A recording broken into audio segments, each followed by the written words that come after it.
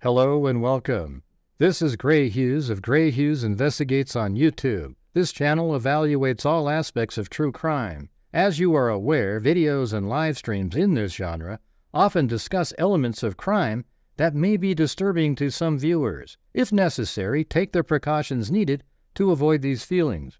Factual information related to cases is the key to fostering rational true crime discussions. Fortunately, you will find that here. Please hit the like button only once, share the video, and subscribe if you like my content. Thank you very much for watching.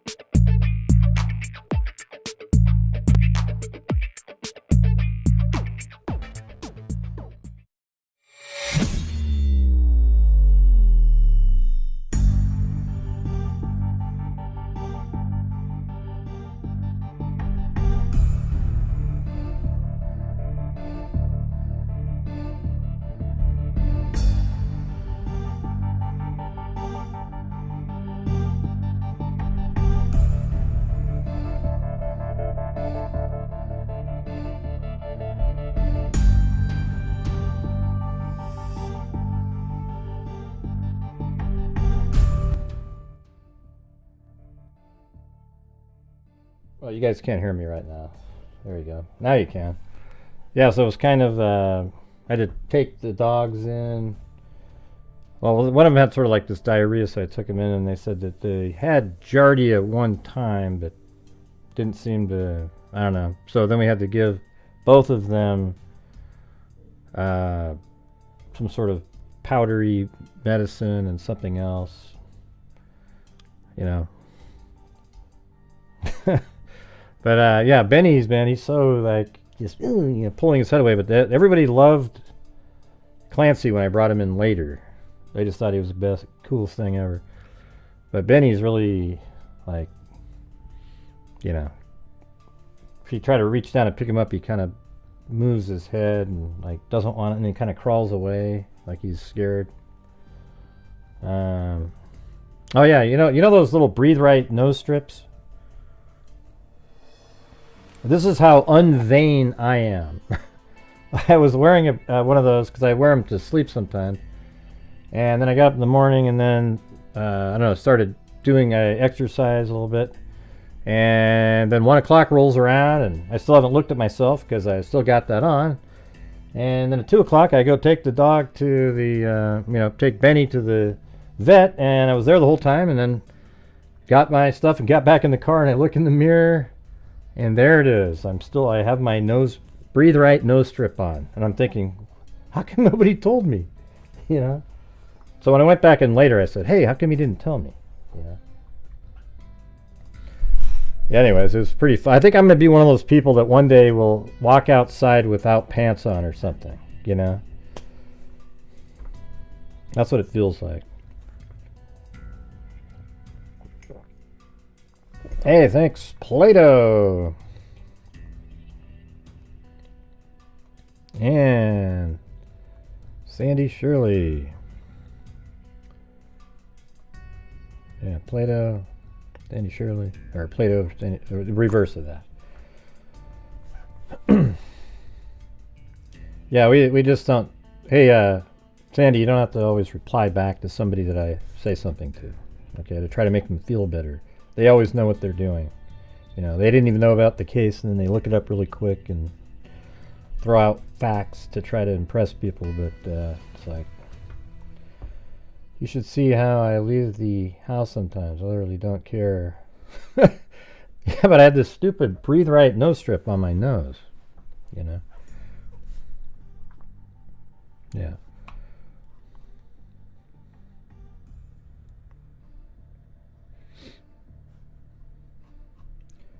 Yeah, so actually Brad Lucas up at the top up there is the one that sent it. Just sent me an email, so of course I looked at it, and then it just started getting bigger. Then I looked at these other cases in the area, and who knows if those are involved or not. All right, but I don't expect more than 150 people here. Oh, I've got 154. That's a miracle right now, but I am going to try to reach the goal again tonight, you guys, even with the smaller people, because I'm trying to do the cases like we used to do. Not always the big one all the time, right? Hey, thanks, Herbert Landscaping.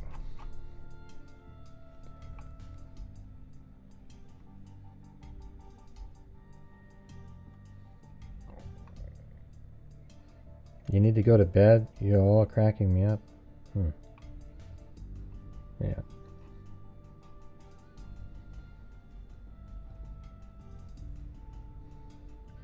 Now, you guys can comment about what we're talking about. I just want to be able to, I'm here to tell the story, And True Crime Garage has done, they've covered it over the years. I hadn't even heard of it, to be honest with you. I mean, it wasn't on newspapers.com. However, it was on the genealogical newspaper website.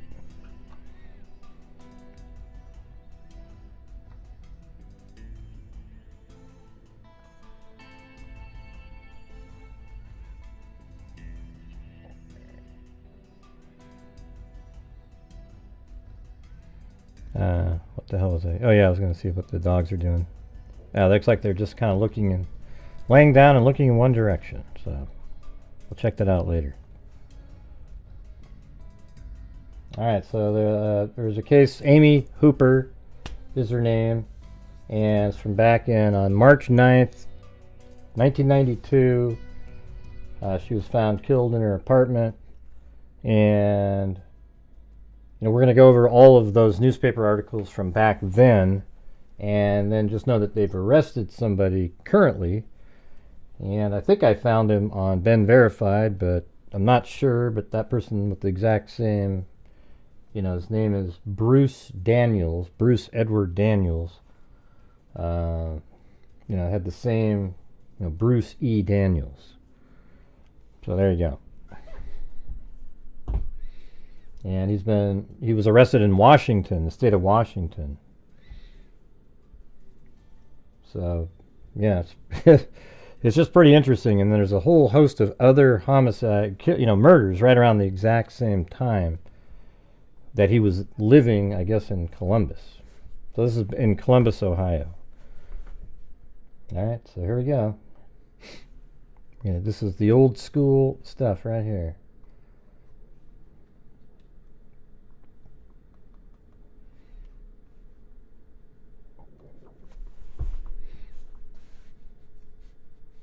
My music's so low.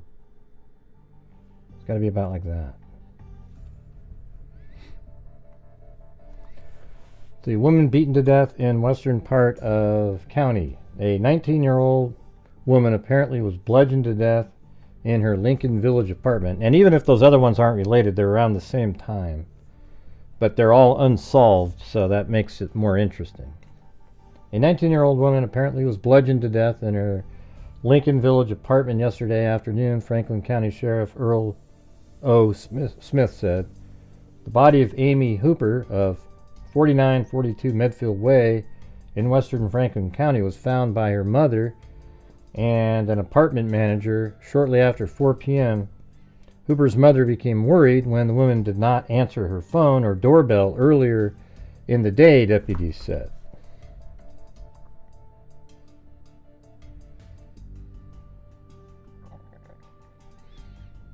Hello, Gray, and everyone working? Okay.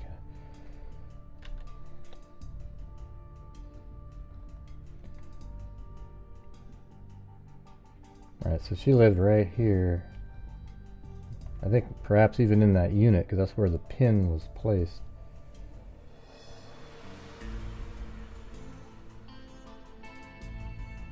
So right over here. Yeah, so it even has the specific address on there, which we just saw was 4942.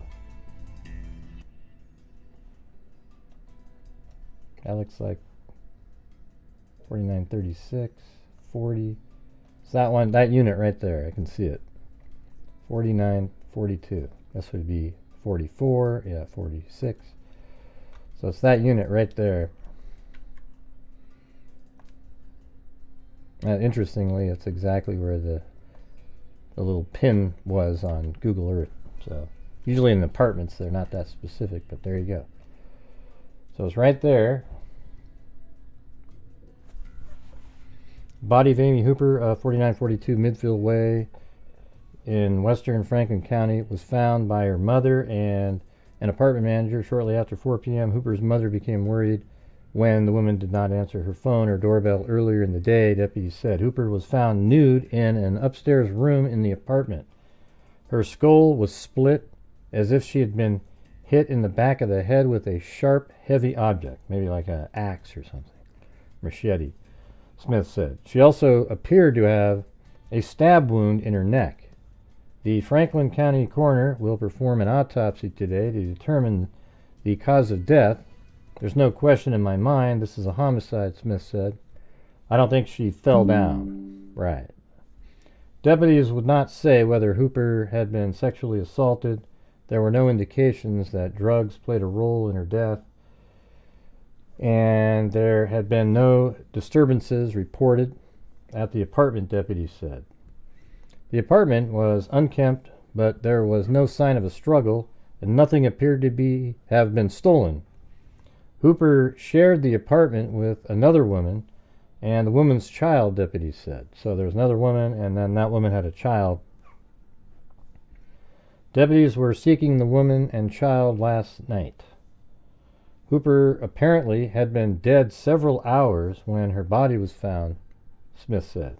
Deputies were searching garbage bins and alleys in the area for a possible murder weapon, but had not found one late last night. There are no suspects, deputies said.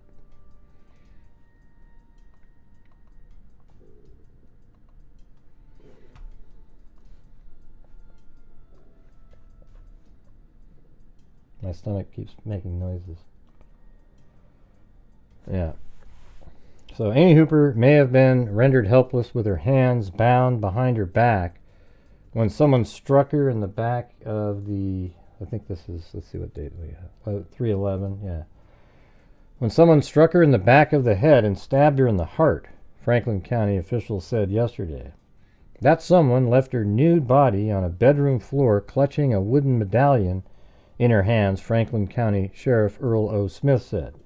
A wooden and leather medallion consisted of a wooden heart painted red, yellow, and green and glued to a black circle. The medallion was snapped to a nylon cord, Smith said. It may hold a clue to the woman's death.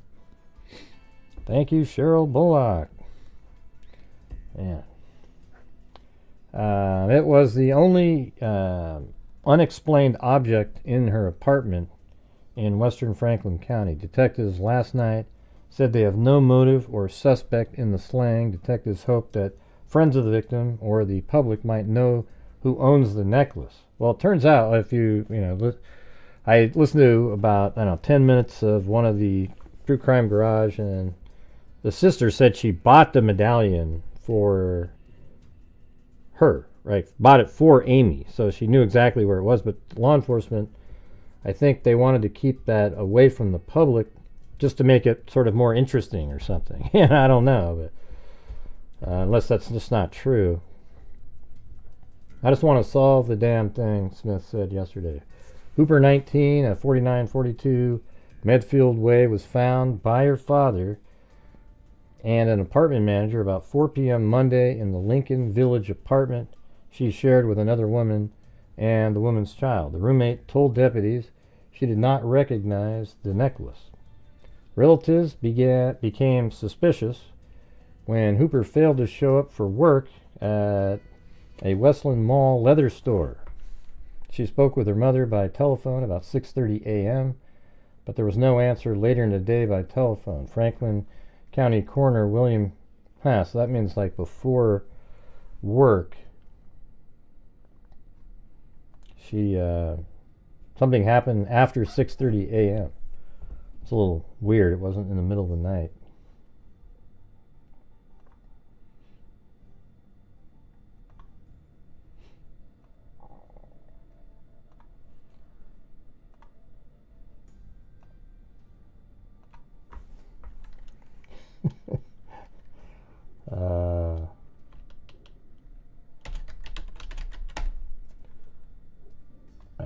Got to do my my goal at the top of the screen there. Trying giving it a shot. All right. So if you guys are out there, we're doing one of the unpopular cases, you guys. So if you have the ability to help support the channel, that'd be great, because there is, this is going to be, you can just tell, 197 people, most people just aren't interested in anything other than the big cases that are in the news. Okay, we used to cover these all the time, and I'm trying to get back to doing a little bit more than that. Okay. I don't know what do you mean, how does it work? I don't know what that means. Hooper had once attended Westland High School and for the past 6 months worked as assistant manager at Berman's Leather Experts at Westland Mall, according to a coworker. The coworker said she had not seen Hooper wearing a heart-shaped necklace and that the store doesn't sell such an item. Thanks, Tina G. So they don't sell that item, you know, but they're making a big deal about the medallion. But I don't even know if the medallion is something that, you know, the killer didn't leave it there. You just send in super chats. That's how you do it. I don't know. It's something new that Google, you know, YouTube put in there. You know, it's like a goal thing that they'd make themselves. I don't know.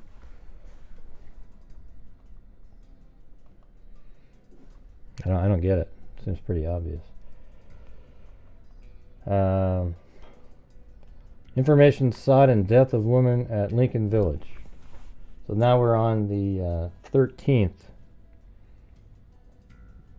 The Franklin County Sheriff's Department is seeking leads in the March slaying of Amy Hooper, 19. So this is April 13th. The homicide has been designated Crime of the Week in the Crime Stopper program.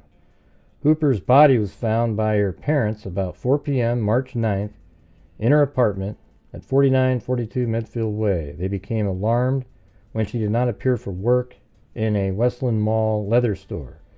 Hooper's nude body was on her apartment's bedroom floor. Her hands were tied behind her back. She had been struck on the head with a sharp, heavy object and stabbed many times in the neck, so not just that one time. Detectives said the crime has no obvious motive. Hooper apparently did not struggle with her assailant. A possible clue to the identity of the killer is a wood and leather medallion found in her hands, but the sister said she's the one that bought that for Amy.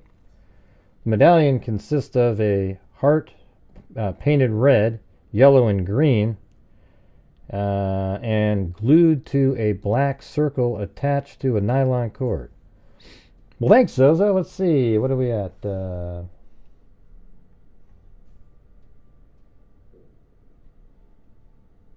Where's the thing? Oh, yeah. There's 1 of 20. There would be more if I'd started it before. I think there's been, we'll just say, there's been 3. There should be 3 on there.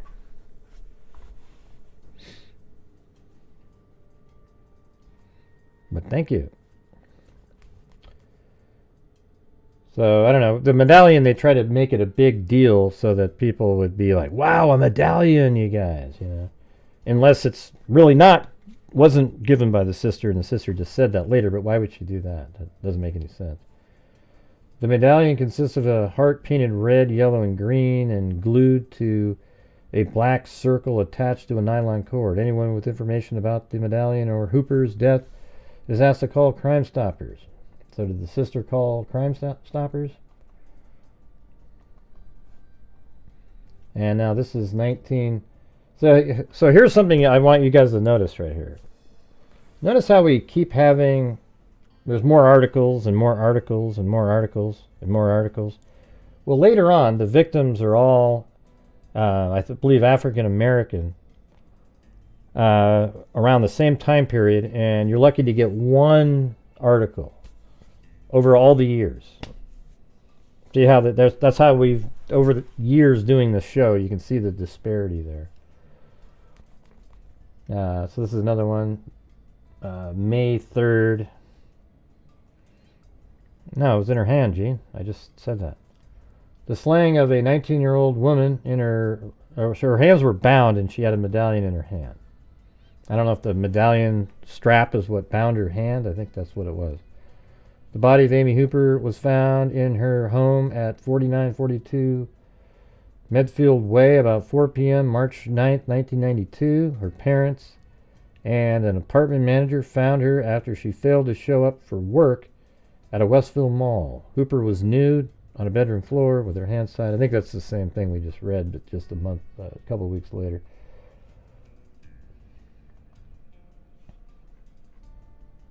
And then this is a sort of this long article, I think, that goes through pretty much everything. So let's go through this. Hey, thanks, Jenny and the Summer Day.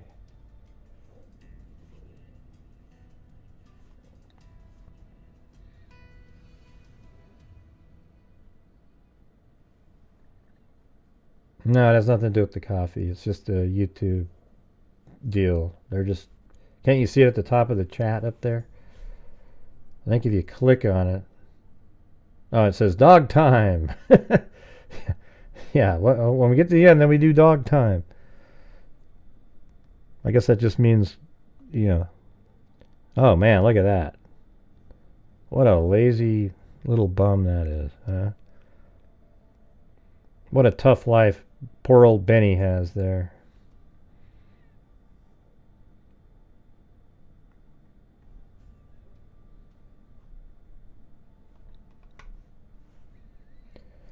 All right, here we go. But yeah, the buy me a coffee's up here in the corner. That'd be good.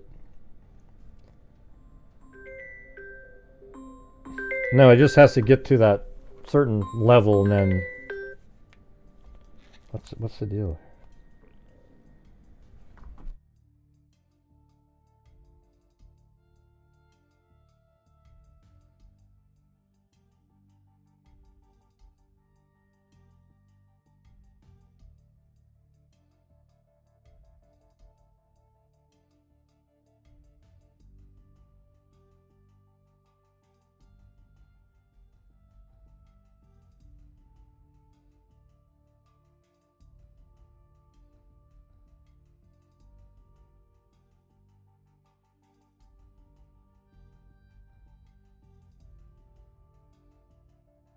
Yeah, there we go.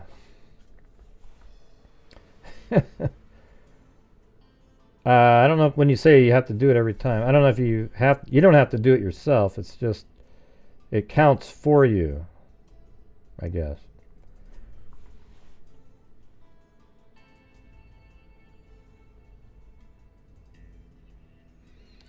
Well, let's see. Amy Hooper had to get to a manager's meeting. She loved her job at Berman's Leather in Westland Mall. She was never late and never missed a day of work. So on the morning of Monday, March 9th, that's actually my brother that passed away's birthday, 1992, the plastic pink carryall that held her makeup and hairbrushes lay open on the bedroom floor, ready for use. The electric blanket on the... Okay, let's look at this. The pink carryall that held her makeup and hairbrushes lay open on the bedroom floor. I wonder why that would be there. Was she just sort of sitting on the floor and then doing makeup, and then somebody interrupted her? The electric blanket on the pull-out sofa she used as a bed was still on. Wow. Her hairdryer was plugged in. She'd already taken a shower. That's right. So 6:30, remember she calls her mom at 6:30?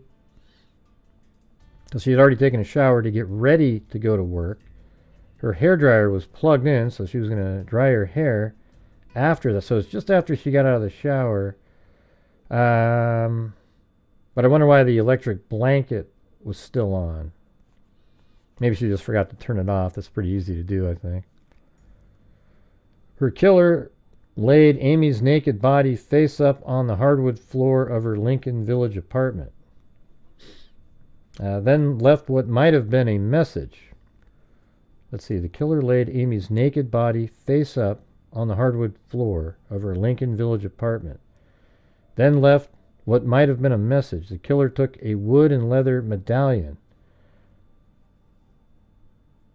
Oh, so this one says it took the medallion.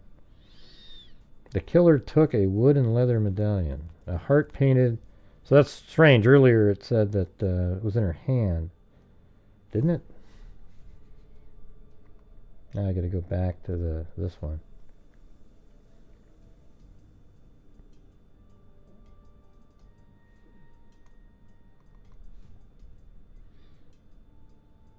A wooden leather medallion consisted of painted red, yellow, and green and glued to a black circle. The medallion was snapped to a nylon cord, Smith said. That someone left her nude body in bedroom floor clutching a wooden medallion. Right, so that one says clutching a wooden medallion. And then this one says her killer, a heart painted, the killer took a wood and leather medallion. What do you mean? She was clutching the medallion. A heart painted in the colors of the African flag and a symbol known to represent the Rastafarian and black cultures, and loosely bound her hands with it. So, okay. Oh, so there he goes. It's just he took a medallion and wrapped her hands with it. He didn't take it. Jesus, what a horrendously worded thing that is. The killer took a wooden leather medallion, a heart painted in the color of the African flag, and a symbol known to represent Rastafarian and black cultures, and so really the sentence should be, the killer took a leather medallion and loosely bound her hands with it. It might have been the killer's, or it could have been something Amy had lying around. It might mean nothing and simply could have been handy. Well, right. Well, it doesn't mean anything because apparently the sister bought it for her. It might mean nothing and simply could have been handy. Detectives don't know, but they always have. Let's see. Then we got this next page. This one's pretty big. Yeah. But this one might have more information. They always thought it might be a key to the case. Chris Floyd was a Franklin County deputy sheriff on patrol back then and was first officer on the scene. The position of the body struck a chord. She was displayed. It wasn't as if she fell that way, said Floyd, now a homicide detective with the sheriff's office. My first thought was, this is to make a statement. Hey, thanks so much. A blank slate. So she was posed. Amy and a girlfriend had rented the Western Franklin County apartment on February 17th. Even Amy's mother hadn't visited yet, so she had just moved in there, because the girls were still getting the place together. Detectives developed a theory early. Amy was a young white girl who almost exclusively dated black men. It was 1992, a less tolerant, less forgiving time. Someone, detectives surmised, didn't care for her choice in men. There were several potential suspects, former boyfriends, old friends, former co-workers, neighborhood sex offenders. None panned out. This article's from 2009 here. None panned out. Amy's boyfriend at the time, a Bowling Green State University student, was cleared. Her roommate passed a lie detector test. No one, it seemed, had a logical reason to hurt her. She dated a lot of men, had a lot of friends, and partied at a West Side bar called Coconuts. But she didn't use drugs and didn't run her mouth, said J.C. Chuck Clark, the cold case detective at the Franklin County Sheriff's Office. She wasn't causing any trouble for anyone, he said. She hung out, worked hard, and did her job. When Amy Hooper was born, her sisters were 8 and almost 10, so she was the youngest. There was no shortage of mothering in that household. She was kind of spoiled, her mother, 70 years old, Joy Long, said recently. So she must have had her when she was 51 years old. That's crazy.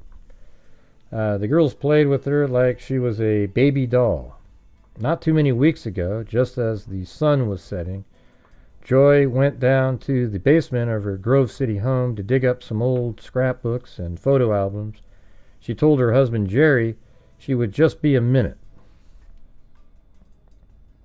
That's what Libby would always say. By the time Jerry went to bed, David Letterman was about to sign off for the night, and Joy was still sifting through dusty memories. The next afternoon, she spread the snapshots across the coffee table, Amy on her first bicycle, a red Schwinn, and her favorite blue alligator sweater, which she would have worn to the 3rd grade every day if her mother had allowed her to. In her Westland High School marching band uniform, these are all things she was wearing. In gymnastics tutu with her perfect teeth, featured 80s hair on prom night.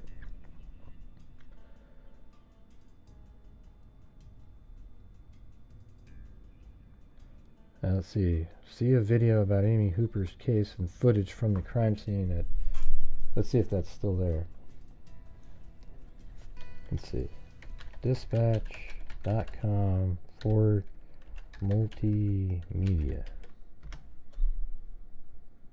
Yeah, it's not there.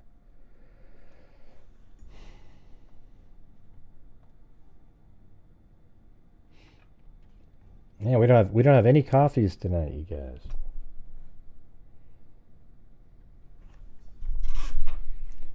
Let's see. I still think about her every day, Joy said. She pointed to a 2009 calendar hanging on the kitchen wall. Right there is November. You'll see. It's written in. Amy's birthday, she's still a huge part of our family, of our life. It says it's written in Amy's birthday. She's still a huge part of our family, of our life. So they keep her pretty, actively in everybody's memory. You okay, Nero and Kane? I'm not sure what was funny about this case. Is it one of those funny ones that you like to laugh about? Somebody being murdered in their apartment complex. Is that what the humor is? Or the weekend before Amy was killed, she had borrowed her mom's car to visit her boyfriend in Bowling Green. He gave her a diamond ring that weekend. It was on her left hand when she died. So almost all of this stuff was in the True Crime Garage's podcast.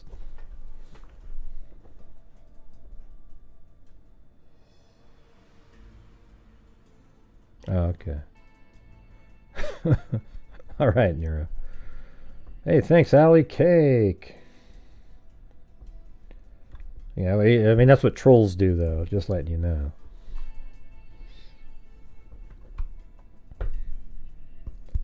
So Amy returned to, let's just do this part again. The weekend before Amy was killed, she had borrowed her mom's car to visit her boyfriend in Bowling Green.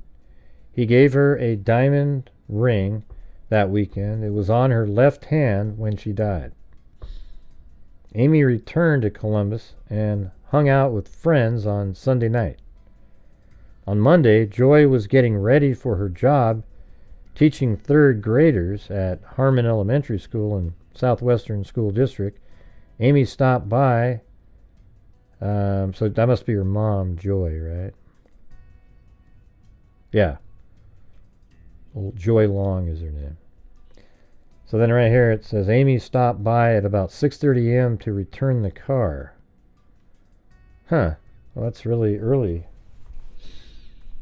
to return the car. The two chatted as Joy applied her own makeup in the bathroom. Amy said she had a meeting at work later that morning. She told everyone goodbye and then borrowed her sister's car for the day. About 3:30 p.m., Joy was gathering mail at school when the secretary said there was a call. It was Joy. It was Joy. It was, and then Joy thinks someone was. I don't understand that writing there. Joy was gathering mail at school when the secretary said there was a call. It was Joy thinks. Okay, someone from Berman's. So that's weird, right? She actually drove the car back over so her mom could have it at 6:30 in the morning. and then goes back home with her sister's car to use to go to work that day. But then somebody enters the home, obviously after she got back. I mean, I don't know if her going to her mother's house has any relevance to that, but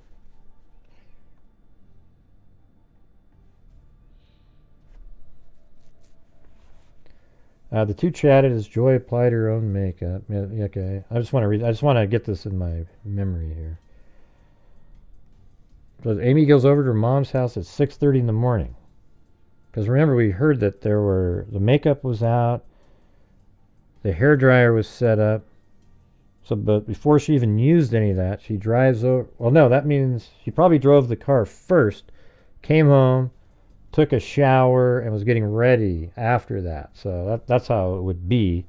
So she would have got up, out of bed, drove the car back to her mom's, and took her sister's car back home, took a shower, the hair dryer was laying out, the makeup was laying out, she didn't really ever turn off her bed's the warmer, because she just kind of jumped out of bed to give her mom's car back because she probably needed it.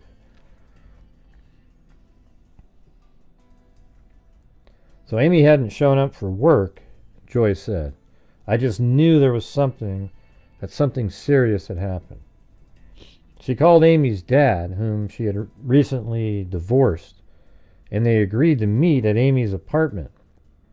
Amy wasn't answering her phone. They didn't try the door. They didn't try the door. Joy waited, so her, the mother, she waited at the complex's office while the maintenance man and Amy's father went into the apartment. Now, she probably was just too freaked out to go in there. But hey, guys, if you have the ability to help support the channel, we're currently at a 25% for the night. So if you guys have the ability to, that would be awesome. I would appreciate it. It's really the only thing that keeps the lights on, keeps us going. All right, the ad revenue on these live streams is almost nothing. But yeah, let's hit that like button too, everybody. There's only 119 likes. How embarrassing, I mean, I know you're trolls out there too that are watching. So if you guys could hit that like button for me, that'd be great also. Yeah.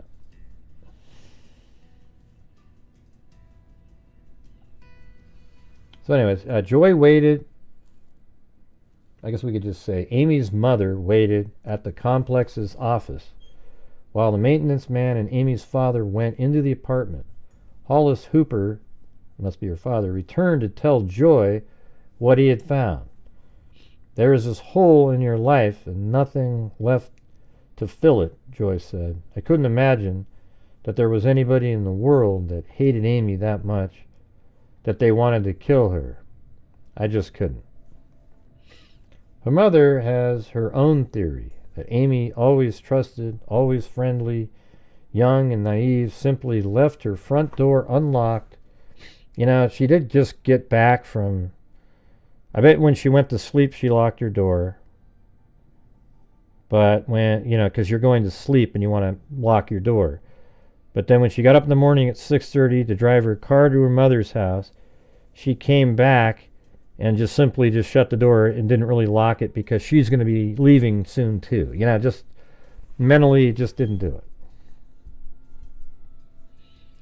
Her mother has her own theory that Amy, always trusted, always friendly, young and naive, simply left her front door unlocked and became easy prey.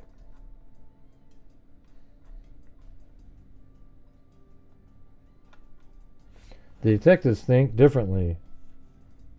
There was a lot of rage in the crime, a lot of brutality. It was, Detective Clark says, personal. He thinks Amy knew her attacker, that she could have let the person in. There were no signs of a struggle, although crime scene photos show that the phone card might have been ripped from the wall. Over the next several weeks, a few women in the West Side told authorities that they had received weird phone calls. It was bizarre, and we don't know if there was ever any real connection, Clark said. But people would get calls and a man would say, "Remember Amy Hooper? You're going to end up just like that." Nothing ever came of them. Tips came from as far away as Oklahoma and Texas. Nothing paid off. Clark thinks the case still is solvable. Several people knew about this. "I'm sure of that," he said. "For whatever reason, they haven't come forward, and Hooper deserves justice. DNA evidence from the scene does exist. Clark needs only a name to match it." See, this is before, 2009, they weren't doing forensic genetic genealogy. Or IGG, investigative genetic genealogy. You could compare it if you wanted to.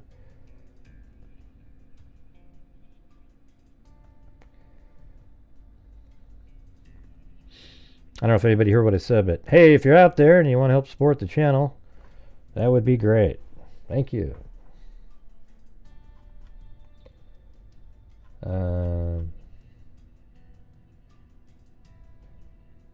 He thinks Amy knew her attacker. It was bizarre. Several people knew about this. What's this part up here? Oh yeah, this is the key. The case in brief. Amy Joy Hooper killed March 9th, 1992 at 4942 Medfield Way, her Lincoln Village apartment in western Franklin County. She was hit on the head and stabbed. No current suspects. Hey, there you go. Thank you, Double Play Dog Dude. I remember that name.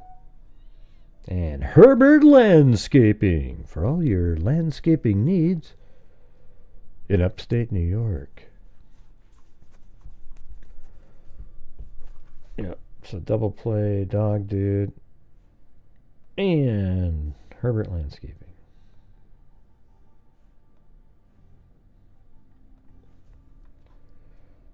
So these are obviously pictures. There's a medallion there. Here's a interesting, this article here actually has those same pictures, like where it's clear. That's the one also in that article. And there's the actual medallion right there. This wooden and leather medallion with a heart painted in colors of the African flag was found loosely wrapped over Amy Hooper's hands when her body was discovered. And look at that, there's the apartment. Let's see how similar it looks.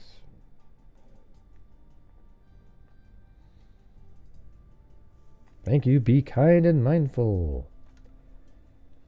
So that's it right there, that's the door.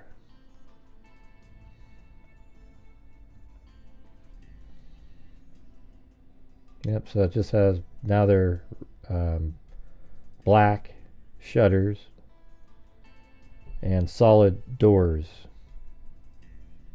So other than that, it's the same bricks and everything. Isn't that amazing? Like, well, look at this. This is stuff we've done on this channel before. Watch this though. I mean, not that it's like earth-shattering, but it's just kind of cool to see. I mean, like, see how that brick right there is dark, and then the dark, and there's one right there that's kind of dark. Look at, they're right there. Boom, boom. You know, that dark, dark, dark, and then, you know, just, they're all this. I mean, obviously it's the same, but that's how you can also find stuff sometimes, just by looking at those little details like that. And then there's this little really light one right there, and that's right here. You know, so just throwing that out there for people that do these. You know, when you're doing Google Earth stuff, when you just want to prove things, you can find little, sometimes the crack in the cement, things like that. Hey, thanks, Lisa Valenzuela, for the one buy me a coffee. Right there. I don't know if it's still working in here, but if I type in coffee like that, it usually, the links show up.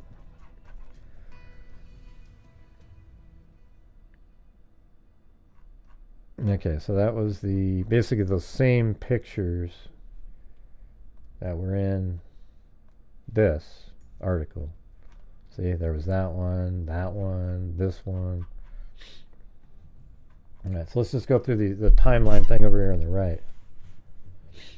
Keys to the case. There is DNA evidence from the scene. The killer found Amy's hands with the killer bound Amy's hands with a wood and leather medallion in the shape of a heart.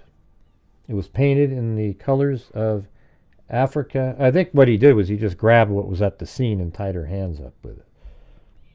It was painted in the colors of Africa and was known to be a symbol of the Rastafarian and black cultures. Investigators think it could have been meant as a statement because Amy was white and dated black men, like a signature or a calling card, or more of a signature. Hey, thanks, WNC Granny.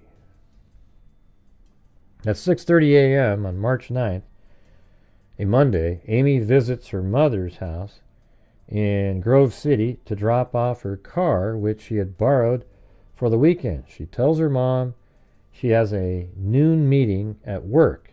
So she was killed sometime between probably I don't know how long it takes to get home from her house, but probably 6:45 to noon, or not even noon, like 11.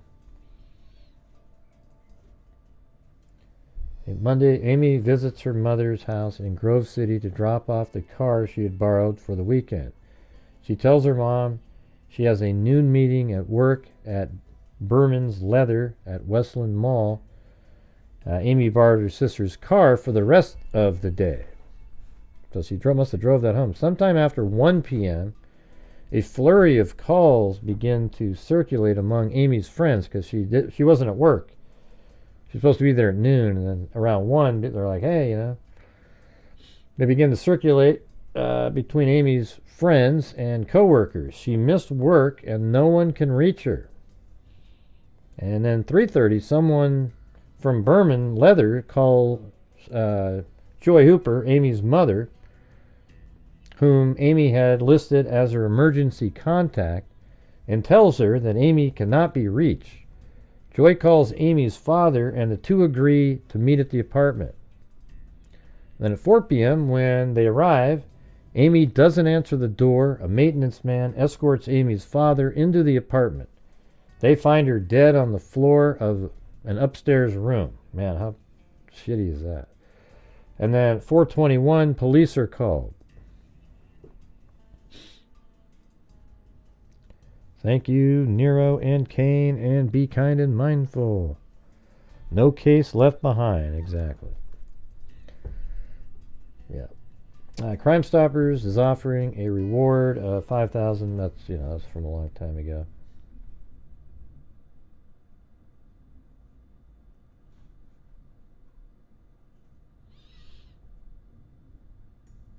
Yeah. So that was the main articles that kind of went through it. And then there's one from 2019. Well, her family says she was young, spunky, and very independent, probably to a fault. She was also found dead. She was murdered inside her apartment with a medallion that was wrapped around her hands. Investigators say it was such a heinous crime that this one had to be personal. But who killed Amy Hooper? Crime Tracker 10's Lacey Crisp explains what investigators are hoping will help crack this cold case. Haunts me the most, I would say, her complete innocence. I had a weird feeling. It's kind of a mother's thing. Something bad happened in your family. You just knew it. A little bit too brave for the 5'4", 90-pound woman that she was. Amy Hooper was just 20 years old. She'd just moved into her Lincoln Village apartment. She'd visited her mom, Joy, in the morning, then was supposed to be at work at Berman's Leather for a meeting. But that's when they found out their daughter had been the victim of a gruesome murder. She was found with no clothes on, had been bludgeoned, some stab marks in the upper torso area. Investigator Chuck Clark says it was clear the killer placed Amy's body on the ground after she was murdered, then wrapped a medallion around her hands. For what reason, we don't know. We think maybe could have something to do with possibly why she was killed, but not sure. So I think that's strange that they're saying that still in 2022, and apparently the sister said she bought it for Amy. Now maybe the killer put it there, used it intentionally after seeing her wearing it or something like that. However, it's not a mystery where it came from, apparently. I mean, that's what True Crime Garage said. Amy's sister, Sandy, says they bought the necklace while at a reggae festival, but doesn't know if there's a significance to the killer. Does it have some meaning in the murder? Maybe. Oh, it says it right there. Medallion around her hands. For what reason, we don't know. We think She just said it. Could have something to do with possibly why she was killed, but not sure. Amy's sister, Sandy, says they bought the necklace while at a reggae festival, but doesn't know if there's a significance to the killer. Does it have some meaning Yeah, I mean, so she admits to buying it. Like, it's not like the guy brought it there, right? in the murder? Maybe. Because that was the thing that they picked. The murder weapon was never found. Since the murder in 1992, investigators have ruled out many people, but don't know if the killer was a stranger or someone Amy knew. My personal belief, it's someone she knew. There's no signs of forced entry. Was a pretty vicious attack. Seems something personal instead of just a random attack. Doesn't appear that anything was taken. Yeah. Investigators are hoping to use Yeah, so let's just do this. She had visited her mom, Joy, in the morning, then was supposed to be at work at Berman's. We got that. Joy and her ex-husband rushed over. I think we went through all that part. Amy's sister, Sandy, says they bought the necklace while at a reggae festival, but doesn't know if there's significance to the killer. Well, it could have been. Does it have some meaning in the murder? Maybe, because that was the thing that they picked. Yeah, it could have been that she was wearing the medallion and ripped it off and then used it to, or pulled it off and used it. The murder weapon has never been found, right? So the thing is, the person didn't bring the medallion, so they left it there, but they took the weapon perhaps they brought in to use. So whatever the heavy weapon was with a sharp edge, perhaps an axe or a machete or something, it obviously wasn't hers. And so, I mean, think about the person went there with that in their hand and ready to do this. And, this is, it's going to be like 7 something in the morning. And at an apartment complex with lots of people. Look at that. I mean, where are those? I mean, nobody heard anything? Well, her family says Crazy. she was young, spunky, and very independent, probably to a fault. It's almost like she got attacked immediately when the person came in, like snuck up on her and took her out with one blow and then did all the other stuff he was doing. I mean, man, there would have been a big struggle. Seems like this is a place where you would yell and yell for help, etc. Because it's an apartment complex. Yelling for help living in the middle of nowhere in a house doesn't really help that much. Joy and her ex-husband rushed to Amy's apartment. We got that. I think we're down here. Does it have any meaning in the murder? Maybe. Because that was the thing about the medallion. The thing that they picked, the murder weapon, has never been found. Since the murder in 1992, investigators have ruled out many people, but don't know if the killer was a stranger or someone Amy knew. My personal belief is it was somebody she knew. There are no signs of forced entry. It was a pretty vicious attack, but it could be that she left her door unlocked because she had just got back home, and maybe she was used to not locking the door during the day, which is sort of common back in the 90s, especially with a young person. It was a pretty vicious attack, seemed personal instead of just a random attack. It doesn't appear anything was taken. Investigators are hoping to use DNA found at the scene and use genealogical DNA collected through the ancestry sites and get a lead. Now, if it's a black person, it's much more difficult to use because the representation in the genealogical services isn't very high, especially uploading to a place like GEDmatch or Family Tree DNA for law enforcement use. It's just not really a big representation.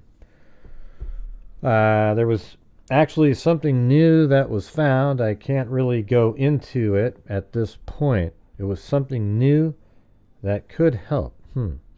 Detective Clark has been working to solve Amy's murder for 10 years and says he will keep working until he can give Amy's family the answer they deserve. To be able to bring them to justice would make me fulfilled in my job as a detective. Alright, there's that one. Then we go to 2022. There's just this thing here.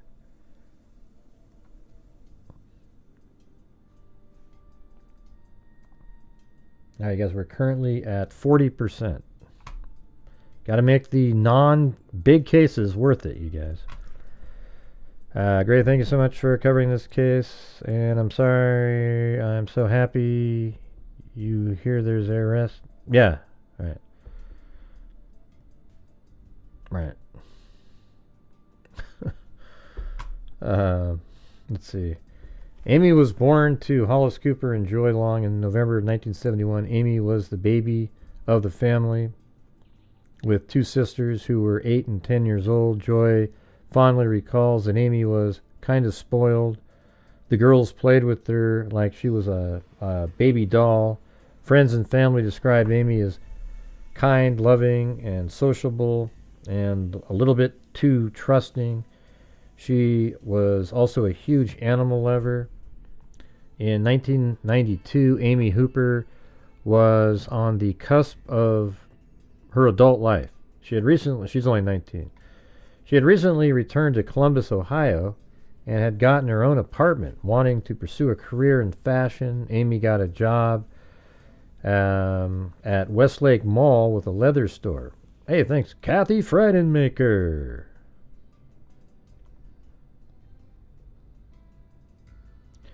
Yeah, we know Free Radical, but thanks for, throwing it out there before we even got to it. Although I've already said it, but it's just, you guys are too much, man. She also sometimes designed displays for a department store. Holly, and then the weekend before Amy was murdered was a busy one. Holly, Amy's sister, was headed to Cleveland for the weekend, and she and Amy had worked out a deal for Amy to care for her dog and also borrow her car. Amy confessed to Holly that she was going to Bowling Green State University that weekend to visit her boyfriend. Holly did not want Amy to take her car to Bowling Green, so Amy came up with a plan to swap cars with her mother. Amy would take her mother's car to Bowling Green, and her mother would use Holly's car for the weekend. She did not tell her mother what her plans were. Amy spent the weekend.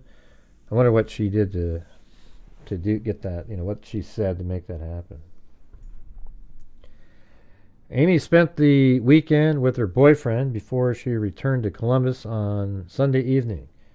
It had been a momentous weekend for the pair. Amy's boyfriend had given her diamond ring, which was now wearing on her left hand. After returning to Columbus, Amy hung out with her friends for the evening. And by the way, you guys, right now we have 0 new channel members in here tonight. Isn't that awesome?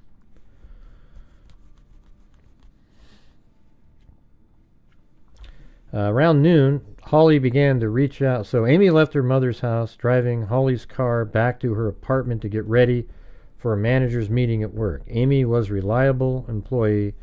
In her 6 months that she had worked at the leather store in Westlake Mall, she had never missed a day of work. Around noon, Holly began to reach out to Amy, so she called so she could retrieve her car as the two had planned. She tried to phone her several times, but could not get a hold of her. Holly phoned her dad, Hollis, so the pair could go to Amy's apartment to see about the car. The pair repeatedly knocked on Amy's door, but she did not answer. Holly spotted her car in the lot, and it must have been her sister's car, and used her spare key to take it back. Oh, What do you mean to take it back?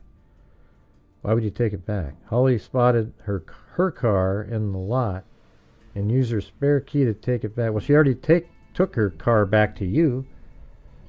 The pair then left. Let me read this part again. I don't get it. No, Holly is the sister. Right, okay. The pair repeatedly knocked on Amy's door, but it did not answer. Holly spotted her car in the lot, and used her spare key to take it back. The pair then left. Holly phoned her mom at work to see if she knew anything about Amy, but the two did not connect. So she needed to use her car, I guess. Holly did. At around the same time, friends and colleagues are also becoming concerned about Amy. She had uncharacteristically missed the manager's meeting, and no one could reach her. Friends and coworkers began to exchange messages, phone calls to see if anyone knew where she was. Around 3:30 p.m., Amy's employer phones Joy at work, the mother. She was Amy's emergency contact, and they were concerned for her welfare. Alarmed by this, Joy reaches out to Holly and Hollis, and they all head to Amy's apartment. But Holly, let's see, Holly was already there. She tried to phone her several times but could not get a hold of her. Holly phoned her dad, Hollis. So Hollis and Holly both went around noon to the apartment, and then, she saw her car there. I mean, that should have been a red flag to them right at that moment. Well, her car's still here. How would she have gotten to work? Instead of taking the car, just sort of, it's kind of odd. I mean, just like weird, get inside the apartment. Obviously something happened to her because she was supposed to use your car to get to work.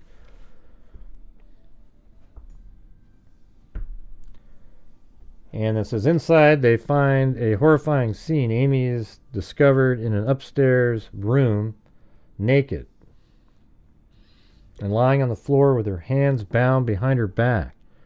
Law enforcement believes that she was intentionally posed. She had been beaten to death in the head and stabbed several times. An autopsy should reveal that Amy was stabbed post-mortem. Hey, thanks Linda Howe, as in Linda Molden Howe of the Cattle Mutilations and Crop Circles.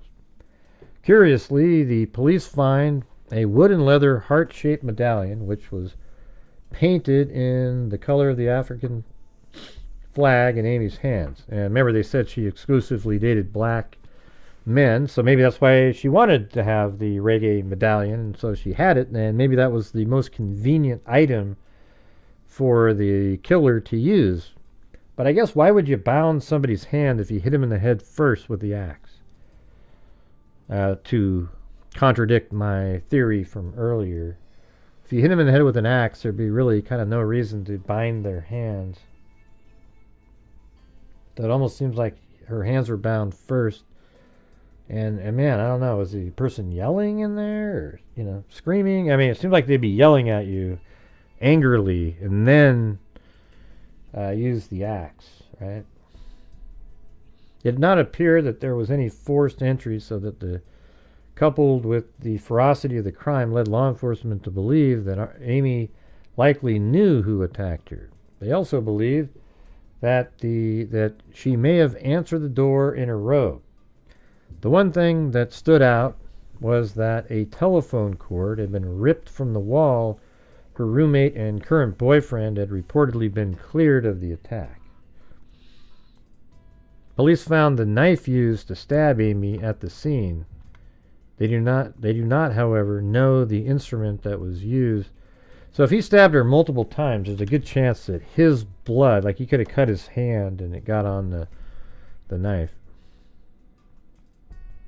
Because once it hits bone, your hands generally slip down, especially with a lot of blood on your hand, and your hand becomes slippery. And then if you hit a bone, then your hand might slip and cut the inner part of your fingers on the knife. So there's that. There's Linda Howell and Alley Cake. But hey, you guys, we have no new channel members. Is there anybody out there that wants to get the channel members for some of the people that don't have memberships that are watching?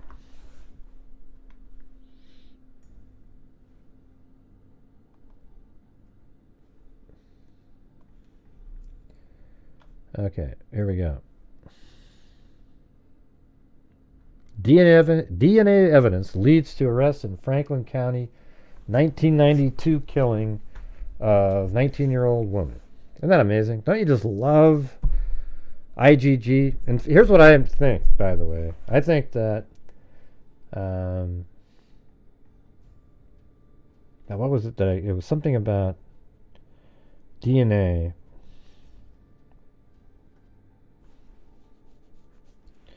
With criminals. I mean, I have come up with the idea that instead of using CODIS, they should all put their DNA into databases. Hey, look at that. Herbert Landscaping gifted a channel membership. Who else is going to do that? Yeah, so it's I can't remember what it was. It was a pretty good idea about, I think you just need to get more and more. I think right now our government, I would spend $1 billion on putting every single criminal that's already in CODIS into GEDmatch, and for law enforcement use. It'll boost up the numbers dramatically and have a nice sort of like, I guess you could say, coverage of all populations of people. So over 3 decades after 19-year-old Amy Hooper was found beaten and stabbed to death in her Franklin County apartment, an arrest has been made in her case. Bruce Edward Daniels, 57, currently of Tumwater, Washington, was indicted on charges of murder and rape on Tuesday in relation to the cold case, according to Franklin County court records. I think I have that somewhere. Is it that one? No, that's a different one. Bruce Edwards Daniels, 57, currently in Tumwater, Washington, was indicted. Let me see something. Where is that screenshot? I found a screenshot earlier, but I can't find it. Yeah, so this is one I found here. This seems interesting to me. So the person with the same name that's 57 years old, that goes by Bruce E. Daniels, and it's the only one I could find. How about the date of birth? No, it doesn't say date of birth. Yeah, but this person's 57 years old, but look at it, says soliciting. I thought I was going to say solicitation, but soliciting. Now, what does that mean? Mean you're trying to solicit a sex worker? Is that what that is? I don't know. But that's sort of interesting, right? And look, it's even got the same name on the record, Bruce Edward Daniels, okay? And this is from and look what this date of this is, you guys. It's in Franklin County, Ohio. That's the same county as Columbus. And the date of this offense is October 27th, 1993. Less than a year after this. Okay? So I think he, maybe he moved up the process, sex workers. I don't know, but I mean, I find that interesting that he has a soliciting charge.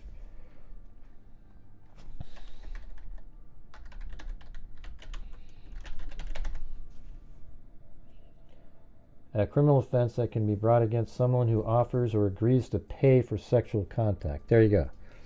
Right. So I think that's absolutely significant right there, that you're looking at something that the date of the offense was 9/4/1993, and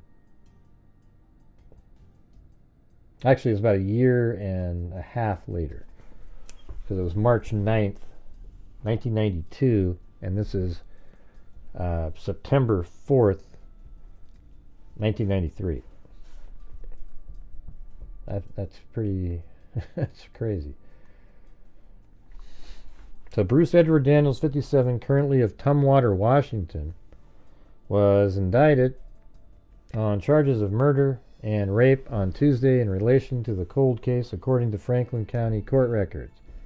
A murder warrant was issued for Daniels on December 4th, and he was arrested the next day. He is currently in Thurston County Jail in Washington. And by the way, make sure to hit that subscribe button. If not, it doesn't matter. We're just going, because of my positioning on the, Luigi Mangione case, I have had, now I'm at like, what is it? 151,950 something. Because 50 people even left since that other time, because I dare to say that Luigi Mangione is a pile of crap. And if you support him, you're a pile of crap too. You know what? Even Trump just said yesterday that you're like mentally ill if you're supporting Mangione. I totally agree. There's something wrong with you. All right, so hopefully I shed more of you.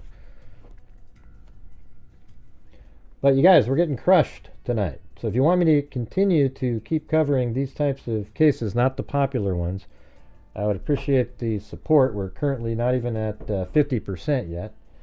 And we've got one new member and one coffee, so we're really struggling. All right, so if you have the ability to, that'd be great. All right, so anyways, let's go. Bruce Edward Daniels, 57, currently of Tumwater, Washington, was indicted on charges of murder and rape on Tuesday in relation to the cold case, according to Franklin County court records.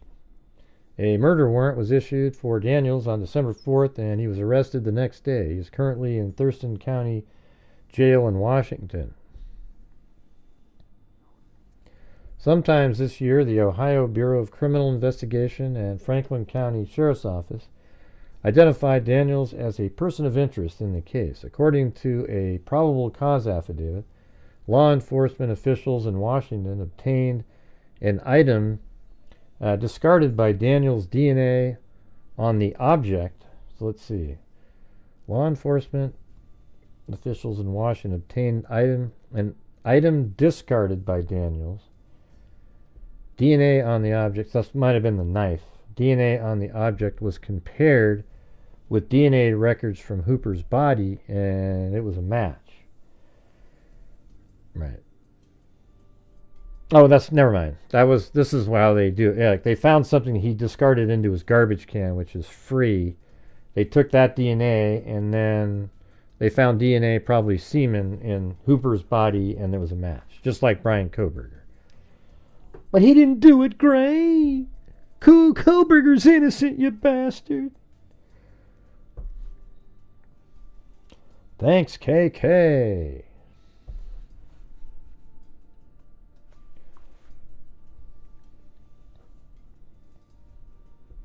On March 9th, 1992, Hooper's naked body was discovered face up on the floor of her apartment located in the 4900 block of Medfield Way in Lincoln Village.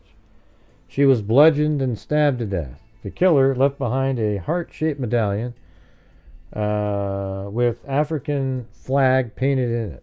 Before her death, Hooper worked at a store called Berman's Leather in Columbus, Westland Mall.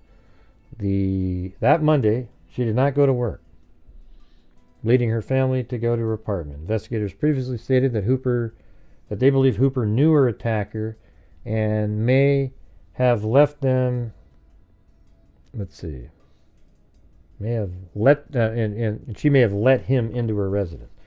Since there were no signs of forced entry or a struggle in the apartment, police have yet to publicly disclose how the pair may have known each other. Daniels was 25 years old at the time. Daniels' extradition hearing, a legal proceeding where a judge decides whether to surrender an individual to another state where they are charged with the crime, is set for January 8th.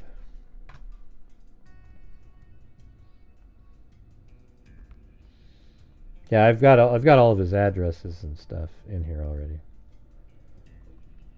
Yeah, I mean he He actually had one address in Columbus. And so he lived right there. Let me turn off the roads. So Bruce lived right there. And it's sort of interesting. I mean, he lived there, and there's these other victims.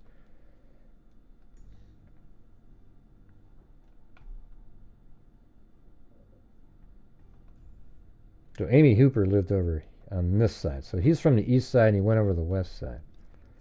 But it's interesting how close he lives to some of these other victims, though.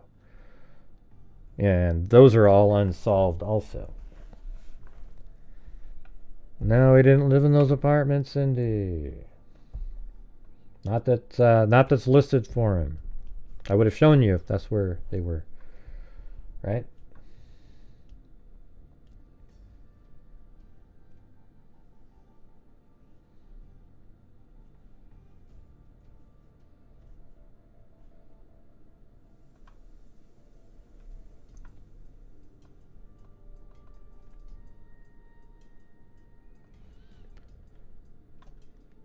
We don't know how they were acquainted.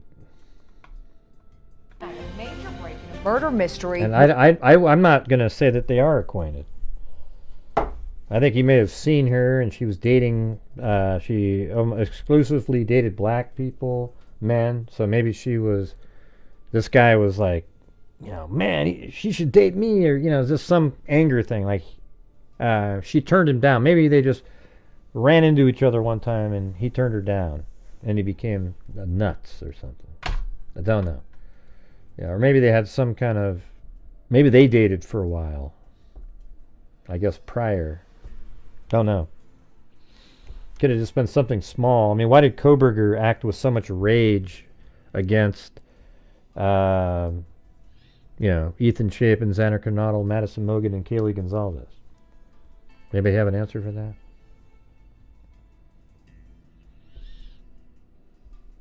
The goal, I always have the goal, it's up at the top of the screen here. We're currently at 40%. We've got, or 45%. We've got 115 total in.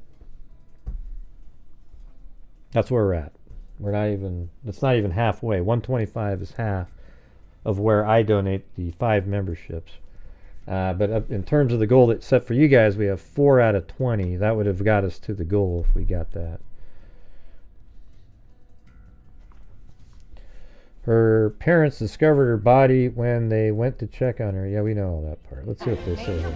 Murder mystery more than 30 years in the making. Amy Hooper was brutally killed in her Franklin County apartment in 1992. Now a man thousands of miles away has been indicted in her death. In newly released court documents I obtained, we're learning how investigators piece this case together. 32 years, 9 months, and 8 days. That's how long Amy Hooper's murder went unsolved until now. Why would they kill her? 1 year after her death, Hooper's father spoke with us, hoping for answers. The site of the crime, her Lincoln Village apartment, now boarded up. Police say Hooper's family found her on the floor with her hands loosely bound, stabbed to death. Were you just asking what a happens question? To people. I really don't, because they have to live with it, but I want to know why they killed her. Hoping for answers. Is that the dad? The site of the crime, her Lincoln Village apartment, now boarded up. Oh, wow. They closed it all down then, but then they remodeled it. Police say Hooper's family found her on the floor with her hands loosely bound, stabbed to death. I don't care what happens to people. I really don't, because they have to live with it, but I want to know why they killed my daughter. 32 years later, I don't think so. Her mom would have to be 102 to be alive. Daniels is behind bars, charged with murdering and raping Hooper. A Franklin County grand jury indicted Daniels on those charges today. He lives in Washington State, booked in the Thurston County Corrections Facility south of Seattle on December 5th. I don't know if this Daniels guy is, I think he's black, but I'm not sure. I found him on this website, and it looked like he was black, but I don't know if I've got the right guy in the image or not. So how did detectives put this together 3 decades later with the suspect more than 2,000 miles away? Court documents reveal Ohio BCI and Franklin County Sheriff's detectives developed Daniels as a person. Well, I was just saying, hey, thanks, Double Play Dog Dude. So many questions left to be answered. Well, hey, we got a lot more to go over here because I stumbled upon other stuff. Person of interest this year. Then law enforcement in Washington retrieved an item he discarded. Hey, what does it say? Unknown object DNA from an unidentified male was recovered upon the victim's body. In 2024, Ohio BCI and FCSO detectives developed Brucedaniels as a person of interest in the case. Law enforcement agents in the state of Washington recovered an item discarded by Mr. Daniels. Laboratory analysis was conducted on the discarded item, and so they used IgG to lead to Daniels. Then the Washington police, or the state police, recovered an item that he had thrown out, took that DNA swab, that DNA off that item, and compared it to the original crime scene DNA, and it was a match. Just like the Koberger situation. Hey, thank you, Lanky Tor. And welcome to Marlene, Jenny Chaos and Crime, Lily, Cali Cat 9601, and Shutterbugs. Welcome. I don't care what happens to people, I really don't. Oh, let me keep going here. It said, law enforcement agents in the state of Washington recovered an item discarded by Daniels. Laboratory analysis was conducted on the discarded item, and DNA profile for Mr. Daniels was obtained. The DNA profile of Mr. Daniels was found to match the unidentified DNA recovered. So here's what they did was the way it works is they first would lead to him. Let's say that the IgG led to who they believed was Daniels here, Bruce Daniels. Then they set up shop outside of his house, whatever, wait for him to throw something away, collect it, and they compared that DNA to the DNA from the crime scene in 1992, and it was a match. Then they have to, after they get a warrant, they swab Daniel's mouth and then do a one-to-one comparison on that his own DNA to, and the warrant was given due to the incredible likeliness after collecting the garbage and comparing it to the original DNA sample. They were allowed to get a warrant. Then they used the warrant to swab the mouth of Daniels. Then they compared that to the original crime scene DNA, and there's a match. Now you've got your guy. There is no doubt. There is too, Gray. What if it was just touch DNA, you bastard? Oh my God. Learn something every once in a while. Jail records show he was taken into custody on December 5th for a gun charge and was being held on a murder charge for Franklin County. The Lacey Police Department, Thurston County Narcotics Task Force, and the Franklin County Sheriff's Office served a search warrant at his home where they found a 9mm handgun he was not supposed to have, according to court documents provided by the Thurston County Prosecuting Attorney's Office. His extradition hearing is set for January 8th, 2025. It's unclear what relationship the two had. Authorities at the time theorized that Hooper let the attacker in since there were no signs of forced entry at her apartment and no indication of a struggle. We know that this individual is very hard, a detective told WSXY after her death. Very hardcore. Oh, is that back then? Okay. Deputies found a knife at the scene used in the killing. They also said they found a necklace that Amy's roommate said she had never seen before. Right, but it was also given to her by your sister. You'd probably know that if you, did a little extra research there. Yeah, I haven't seen a mugshot quite yet. But I did see, let me put his name in there. Bruce Edward Daniels.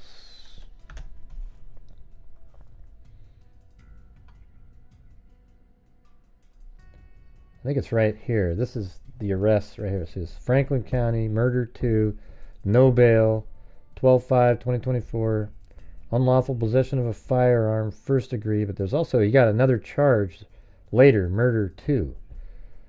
And there's no bail on that one. This one had $20,000 bond. So there you go. All right, guys, here's the Buy Me a Coffee link. Let's get that going tonight. We got one. It's going into the chat. All right. So I really don't, I don't think there's a picture of him yet unless somebody snuck one in. Yeah, those aren't, none of these are him right there. And I do have a picture who could be him. I just don't know if it is or not. So again, I think this is really interesting that, I think this is the right guy, Bruce Edward Daniels. A year and a half after the murders, he was arrested for soliciting a sex worker. Now, she isn't a sex worker, but this might tie into, these other cases, amazingly. Thank you, Free Radical.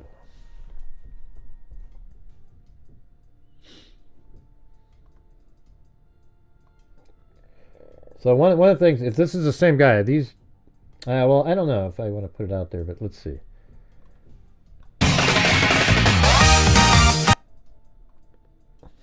Yeah, so I don't know if this is him or not, but I think it could be. There's a Brucedaniels. If you type, go just on your own, go to YouTube and type in, well, if you have time, B. Young 1975-1. And that actually has, there's a picture, there's an African-American guy. It showed up under his profile. And, amazingly, guess what? The only video on his channel is the anime crap, okay? So, I'm not sure what the deal is with that, but there you go. So I don't want to put the person's face out there because I don't know 100%. However, the guy looks like he's about that age. But that's the only video that's out there. And he has playlists, too, of other anime characters.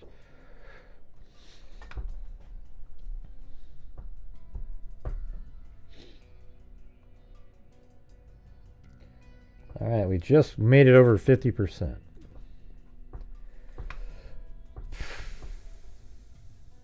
All right, so let's get rid of that, and then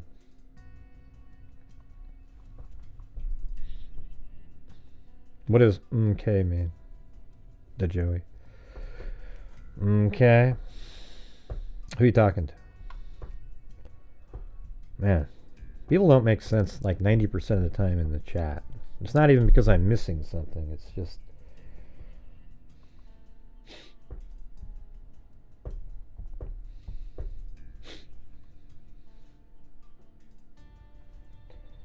okay, well, check it out. Now, in that same area, 1991, May 20th, there is a woman named, an African-American woman, named Willette Shepard. Same area. So look at where Bruce lived, the only address that you have of him right there. And then Willette Shepard is just right up here. Yeah. Let's see, right there.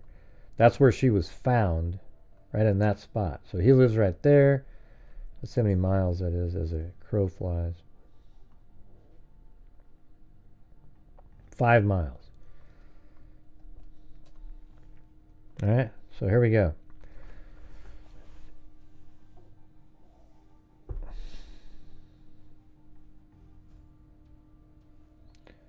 A woman whose body, a woman whose body was found in a trash container Monday had been arrested 11 times since 1988 on prostitution. So don't you find that interesting? That you've got this Bruce guy who is soliciting. And then there's these other unsolved homicides. Every one of these ones I'm going to show you are unsolved. This one is from 1991 in May. Okay, this is not less than a year prior to Amy. Okay, a woman whose body was found in a trash container Monday had been arrested 11 times since 1988 on prostitution-related charges. Willette Michelle Shepard, 25, whose last known address was on East Broad Street, was found. Let's see where that is. It's probably pretty vague, but okay, so right there's Bruce, and here's Broad Street. Easy little hop, skip, and a jump over there, and, you know, solicit somebody. Willette Michelle Shepard, 25, whose last known address was on East Broad Street, was found dead in a trash bin behind a plastics business on 1396 Field Avenue. So let's go to that. 1396 Field Avenue. Thanks, Vegas Andrews. Yeah, so it's this place right here. And apparently she was in like a trash. Let's see if we can get a look back here. Maybe right here. Is there a garbage? Yeah, I bet you it's that one right there. I bet you that's been there the entire time. Look at that crazy. Geez, the person drives up right here, opens up this, throws her body in there. Is that crazy or what? Hey, no problem, Cindy J. That's what we do when it's possible. So let's see. I bet you that. Let's go back in time.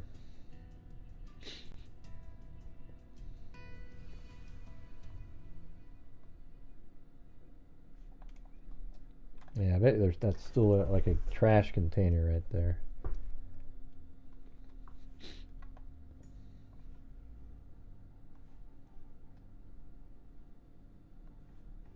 No, that's that house. I don't know where that container is. Can you still see it? It's kind of small.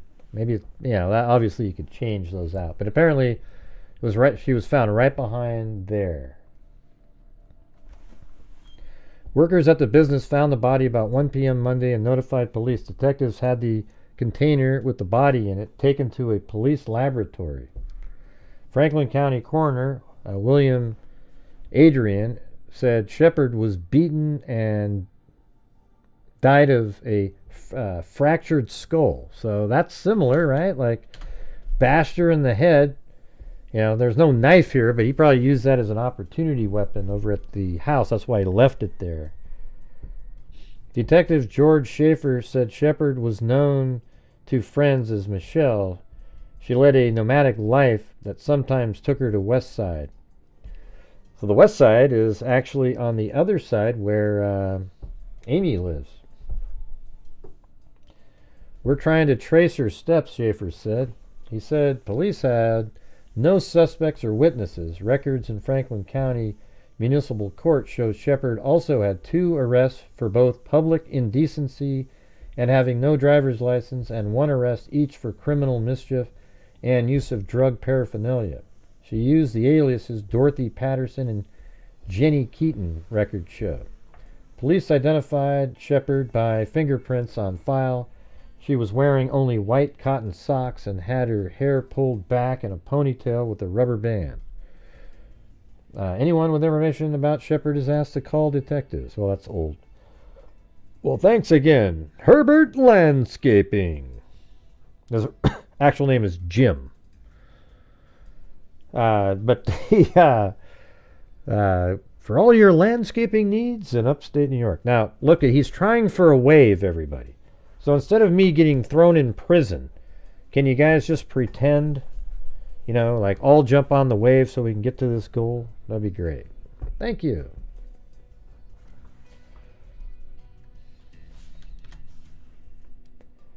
So there's that page. And she had a couple articles, like hers that was in May, and then one came out in June here. So this one is interesting because it's more of a longer story, so I kind of wanted to go over this one, if you guys don't mind. Detectives at Mercy of Evidence Witnesses by Mike Harden. Just make sure to get on that wave, you guys.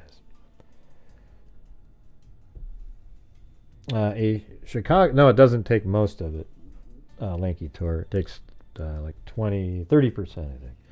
A Chicago homicide detective once observed, if offenders ever got bright, we'd be in a world of hurt. Exactly. They leave their fingerprints, blood, shell casings. They leave witnesses. They get drunk and their tongues wag at both ends. One Midwest murderer went to the trouble of dismembering his victim and dumping parts of the body in 2 states, but forgot to remove from the head, from the dead man's shirt pocket, a business card bearing the killer's name. Yeah, that is pretty stupid. Hey, thanks so much, Ali Cake and Cheryl Moran. As of June 5th, 44 of the 70 homicides in Columbus this year had been solved. It is fair to assume, this is 1991, this article. It is fair to assume that a respectable number of them, of the remaining 26, also will be unriddled. Sounds like unalived. Among the many Columbus murder cases that were under active investigation on the eve of the first day of June, 2 in particular paint disparate pictures of the nature of the homicide detective's job. Homicide detective's job. One case, the murder of Willette Michelle Shepard, was 11 days old on May 31st and assigned to Detective George Schaefer.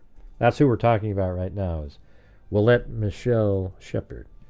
The other homicide, the shooting death of Robert K. Germany, was but a few hours old. It had been turned over to Detective Sharon Kekety. The body of 25-year-old Shepard was discovered May 20th in a dumpster at the rear of 1396 Field Avenue. That's what we were just looking at. Clad in nothing but socks, she had been beaten to death. The first problem posed to Schaefer was basic. Who is it? He asked.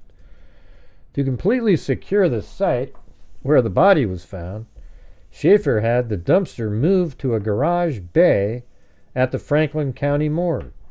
It was easier to take control of the scene, he said. Let me try one thing on here. I might be able to go back to... They usually have in the 90s a clear image.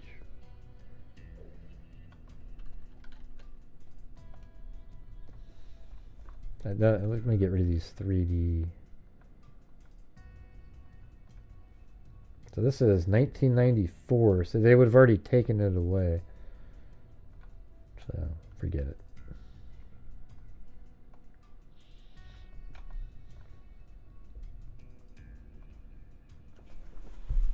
To completely secure the site where the body was found, Schaefer had the dumpster moved to a garage bay at the Franklin County morgue. It was easier to take control of the scene, he said. Schaefer was aided early in the investigation by the fact that Shepard had an arrest record for prostitution and drug-related offenses. But he spun his wheels a bit, getting off the starting line, asking people about Willette when Michelle was the street name she used. Time is so important, he said. If people are going to talk to you at all, they will tell you at the beginning. Sex workers care if it is a John out there who could be hurting sex workers. I keep going. I was told to, nowadays you call them sex workers. I'm okay with that. To me, it sounds the same. I keep going back and back and back. It's worked before. I tell them, if you hear anything, give me a call. Use any name you want. He pondered aloud. She worked from 18th and Main to pretty close to Fairwood. Let's see where that is.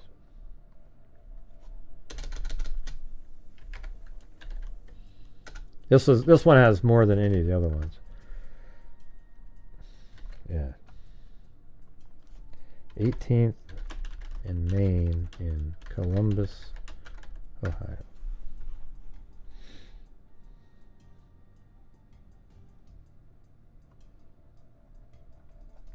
So she'd work from right there, and then Fairwood.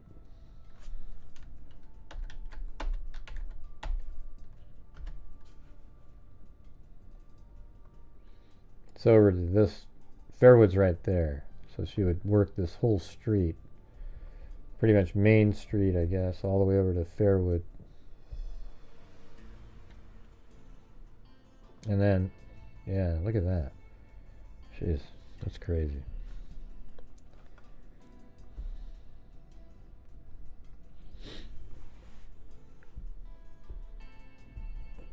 Right, Lanky Tor, exactly.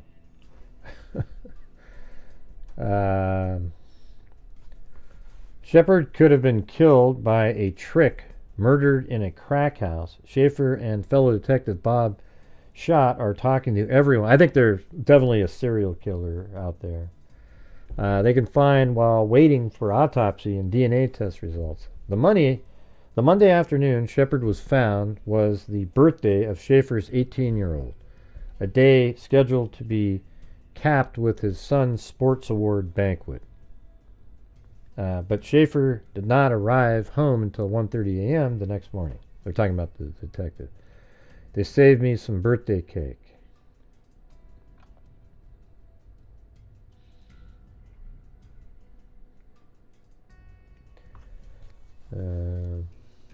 Yeah, I don't know if there's any more on that.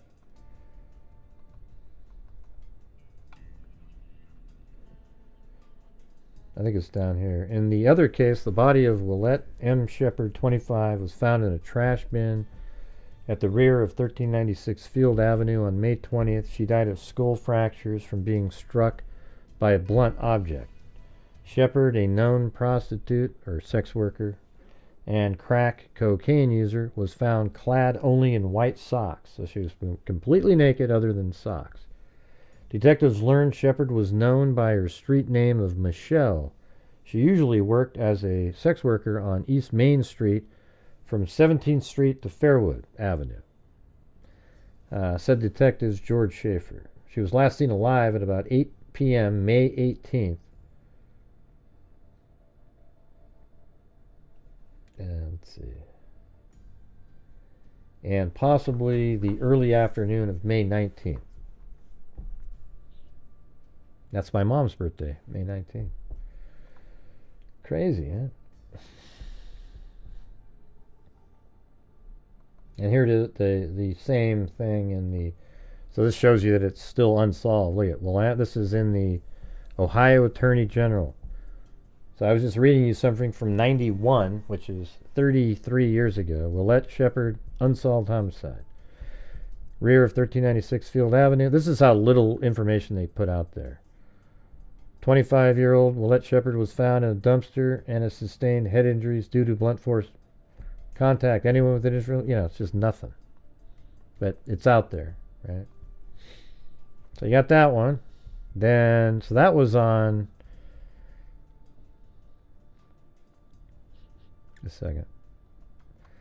That was on May 19th, 2020, or May 19th, 1991. And then just 4 months later is Sharonda Norris. And that is September 16th, 1991.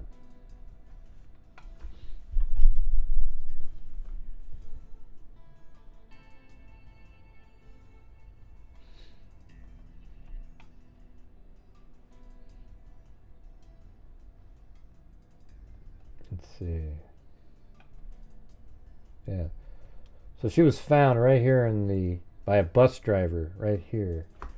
Let me, for some reason it's not, the file isn't showing up, so I'm going to have to go look for it again. Hold on. It's not in the folder it's supposed to be in.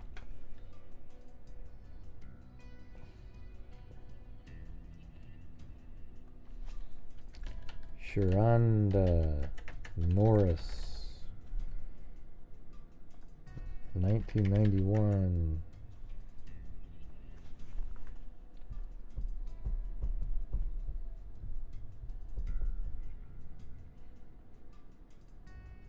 Yeah, there's just one article on this one.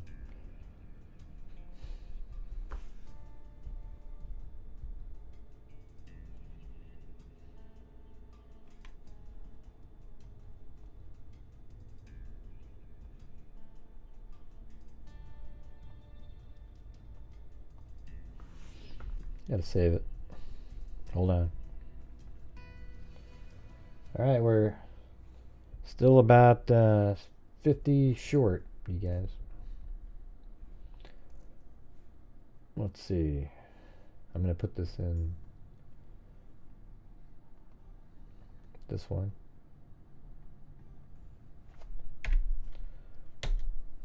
Alright. School bus driver says, finding woman's body like a nightmare. Dolphus White hoped the figure he spotted lying next to the, I bet it's going to say mannequin, next to Angler Road yesterday afternoon with a mannequin. And no, I didn't see that yet. I know it's right there, but I just, as soon as I said that, when he said hope the figure he spotted, and they always, everybody says that. Oh, I thought it was a mannequin. I mean, how many cases have we heard that? I bet it's about 1,000. White, a Columbus Public Schools bus driver, had discovered the partially naked body of 21-year-old Sharonda K. Norris of 1723 Richmond Avenue. So let me put where she lives. 1723 Richmond Avenue. So she was found there, and this is where she lived, in these apartments, in that building.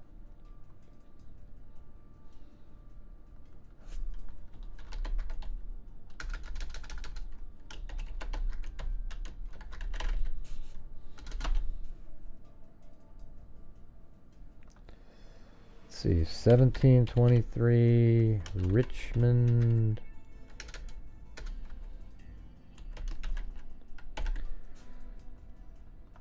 Would Mary Lou have some sweet birthday vocals she would like to share today? Oh, today's your birthday, right? It was around this time. Well, what day is it for you? Isn't the 19th is your birthday, right? But tomorrow's your, well, today is the 18th, so I guess I forgot. The date was tomorrow. All right, well, we'll have to go find Mary Lou then. Where the hell is Mary Lou? Okay. Hey, did you ever get those mugs, by the way? I'm trying to figure out if they ever made it. I mean, it takes them forever, it seems like, but probably on some boat out in the ocean.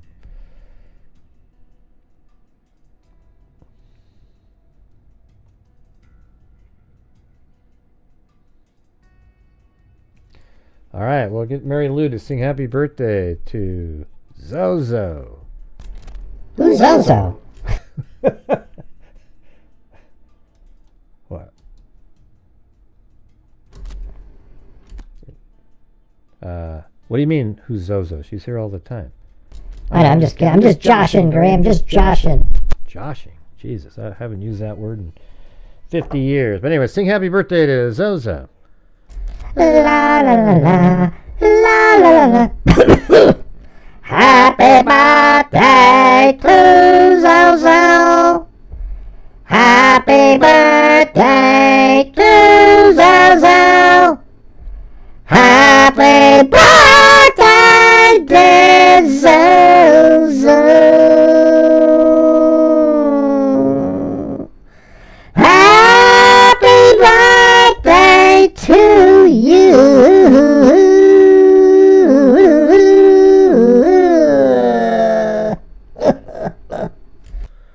Wow, you sound like you're sick or something. That's crazy. Wow. Well, Graham, been smoking cigarettes lately. The new ones with Rets in. You know, the low-cal ones? Gluten-free cigarettes? Oh my God, you're crazy. You bought into buying gluten-free cigarettes? Yeah, Greg, they're good for you. Oh my God. That's insane. Pure insanity. Why do you keep typing in Darrow, Lanky Tor? I haven't seen her in like a million years. Is she in here right this second?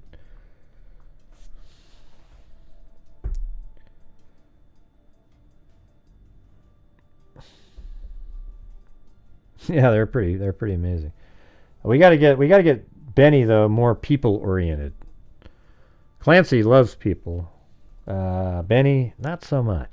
Not so much. I don't know what it is. Chihuahuas love those little blankets though, man. They dig around until they get that little perfect little spot.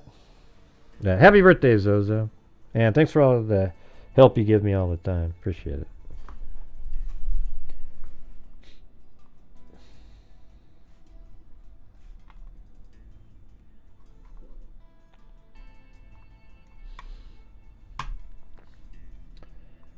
All right, you guys, we still only have one Buy Me a Coffee. What in the hell's going on? And we're currently at, we are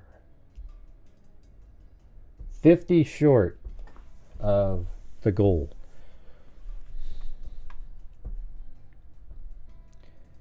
Yeah, well, we need to try getting the goals there, Lisa Valenzuela. Maybe that's what the whole thing is. If we get to the goals, then I'll do the dog time. When I bring him in, you can see him in person right here. All right.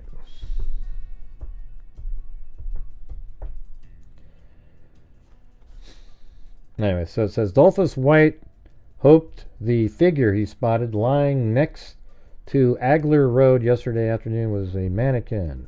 White, a Columbus police school bus driver, had discovered the partially naked body of 21-year-old Sharonda K. Norris of 1723 Richmond Avenue.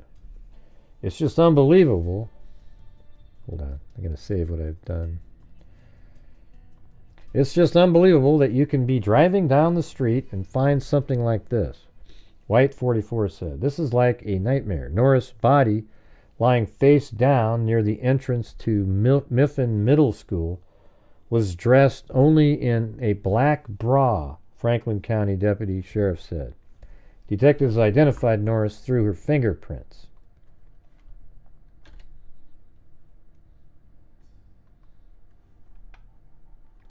Thank you, it's a crying shame. So those were like right here. This is the entrance to the school, I'd imagine. I mean, I guess that could be the entrance too. That one actually seems more... I don't know. It goes over there, but it feels like that's the entrance to the school.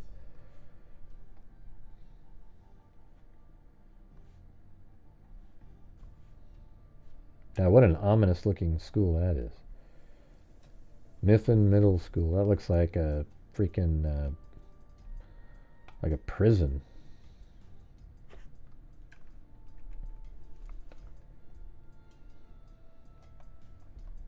So somewhere right there, I guess.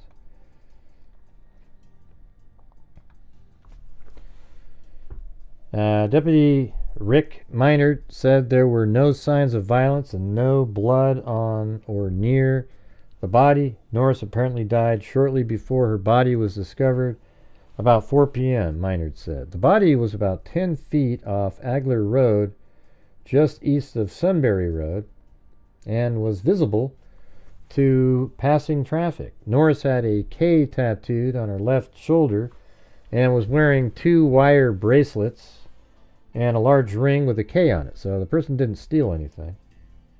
A hypodermic needle was lying beside the body, but appeared to be old and could be unrelated to the death, Minard said. The body had bruises indicating Norris may have been dumped onto the gravel berm alive, Minard said. Her bare feet were unmarked, making it unlikely she had walked a great distance to the spot, he said. Detectives are investigating the case as a suspicious death and are not yet calling it a homicide, Minard said. The Franklin County coroner is to conduct an autopsy today. White was driving children home from, man, so that means all the kids saw it too, Devonshire Elementary School when he saw the figure. It bothered me that it was partially dressed, he said. I finished my route and came back. I saw it and thought about my daughter, he said. White said he recently decided to have his 14-year-old daughter carry mace for protection. Yeah. So let me see. I think there's more on this. Murder of Sharonda Norris. Okay, here's this one. So again, it's on that same website, Unsolved. That's a picture of her right there. Area of Agler Road and Sunbury Road. Homicide date, female, black, 5'5", 112 pounds. Sharonda Norris' body was found at 5 p.m. on September 16, 1991. Her nude body was discovered by a passing motorist, the bus driver, lying just off the road at Agler Road. Where's Agler? Let me get these names in here again. That's Sunbury. Oh, so it was just off the road at Agler Road. So maybe it is this one over here. Let's see. Oh, there's Agler. So right there maybe then.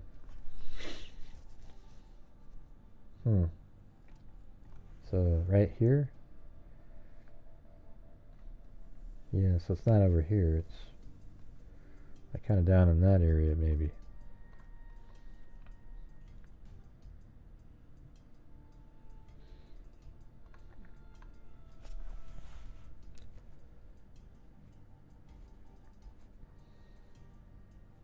Just off the road at Agler Road, just east of Sunbury Road. So that means it's probably like right here. Just east of Sunbury and just off the road at Agler. So it's right there. Okay.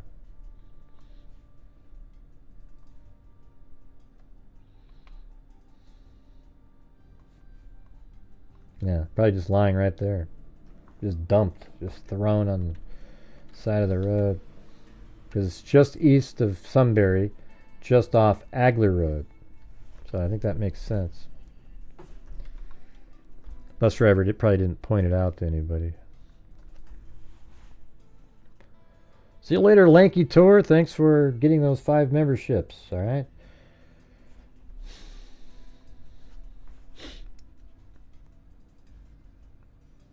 Her nude body was discovered by a passing motorist lying just off the roadway at Agler Road, just east of Sunbury Road in Columbus. According to her family, Sharonda was last seen alive on September 15, 1991, and it was reportedly going to her aunt's house. See, this one's more like Amy's story. At East 23rd Avenue in Columbus, but never arrived. The events leading up to her death are sketchy. Therefore, investigators are attempting to locate anyone who had contact with Sharonda Norris before her death who may have information regarding her murder.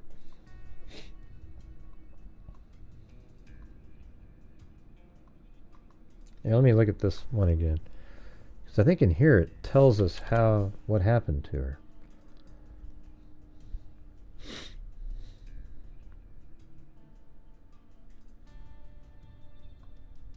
Still just one coffee.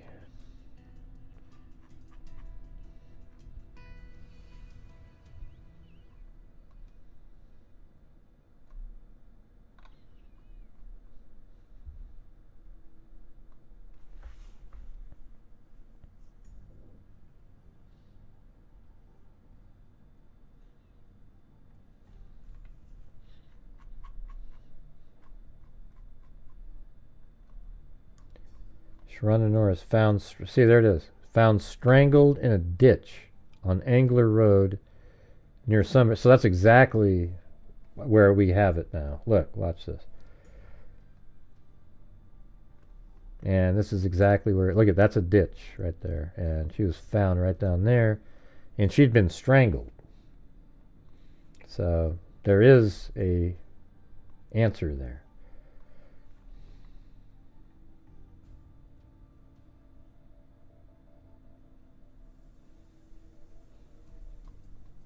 Man, the interest level seems to drop dramatically. Hello, everybody. Anybody out there?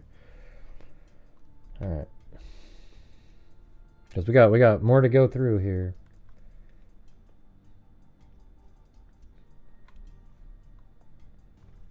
Okay, so after that, that's Sharonda Norris, never been solved.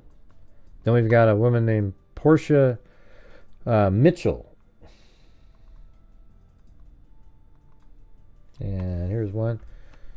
A tattoo of a $sign was a major factor in the identification of a woman, and a apparent homicide victim was found Monday behind a Whitehall mobile home park, Columbus police said. Police said the woman was Portia Mitchell, 30, whose last known address was in the 3200 block of East 13th Avenue. Police believe her body was dumped in a field behind the old trailer park at 3737 East Main. So here is where she lived.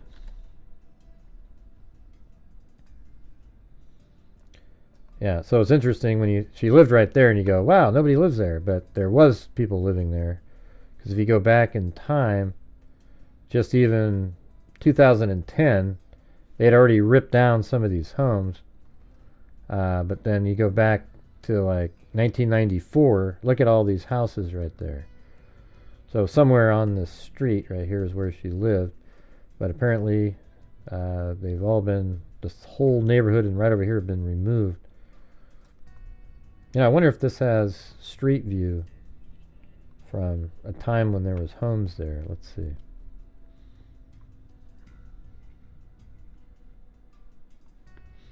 Yep, it allows you to drop onto there. And look at, there's nothing. See more dates. But 2007, look at that. See that? Homes all over the place.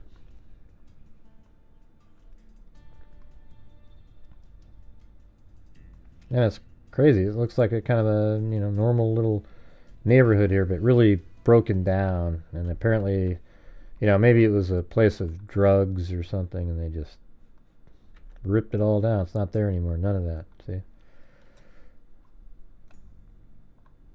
No, it's not really built up since. It's got destroyed since, Jessica. The exact opposite. So this is what it looks like now. Okay?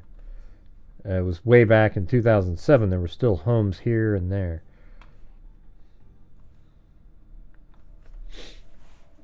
Alright, you guys, but if you're out there, if you could help support the channel, that would be awesome. I rely on you guys every single night. I actively try to bring in the super chats so that we can continue to keep doing the stuff that we're doing. The live streams. I don't have time to make a lot of videos, so I do the live streams. There is no ad revenue on the live streams because of the topics and the words that I choose to use. I'm not going to say unalived, etc., and it causes a problem. Police believe her body was dumped in a field behind the old trailer near... let's get rid of this thing here. So this is where she was found. She lived right there, and then she was found right around in this area behind some trailers.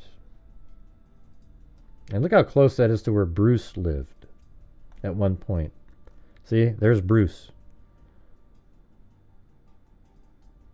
What do you mean you're... You're always so rude, Cindy. You ever notice that? You're just one of the rudest people that ever lived. You think you're just all so... Let's see. I'm Team Visor. Hey, Gray, I need you to wear your visor every single day. Well, I get made fun of wearing the freaking visor. I don't really care what you want, okay? I'll just do whatever I feel like it. Hey, yeah, you can get a boom. There you go. Thanks. Very cool. God, nobody asked you, Cindy. Neither police nor the Franklin County coroner, Dr. William R. Adrian, would reveal the cause of death. Police circulated a description of Mitchell, hoping it would aid in identifying her. Some women serving time in the county jail on prostitution charges heard the description and gave the deputy sheriff's a name. Stupid. The tattoo of a dollar sign was on Mitchell's left ankle. The name Tony was tattooed on her right ankle.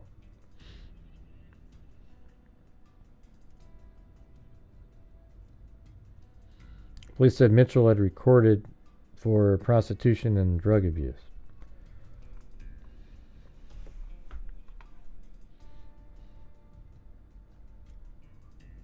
Yeah, you can get a boom. I mean, you want me to hit a button or what? This one? There you go. Why do you say stuff, rude shit like that, though, Cindy? You know? You always make people, like, your brain sort of doesn't really work that good. Oh, I got my vest on. Look at this thing. It's my golf vest. It's like a... See this thing? It means it's for beach fest right here. It's too hot, though, wearing it, I can tell you that. Ugh.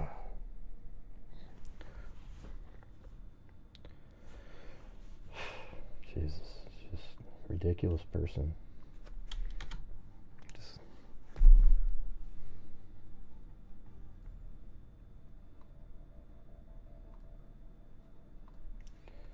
All right, let's see.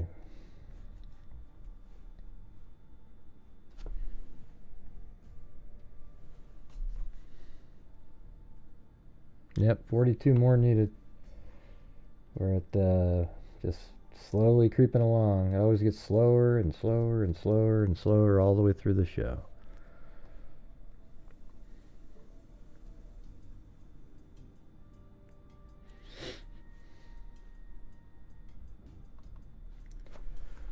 Prisoner says he saw a suspect with the sex worker. Columbus truck driver Lonnie V. Spells, who has been charged with the death sentence process. What is this one? Is this the correct one?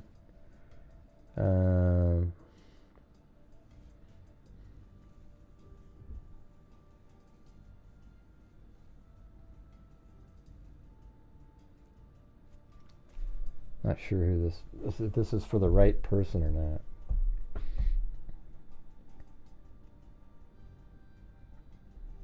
Christopher Gibson, 30, prisoner, Chalette.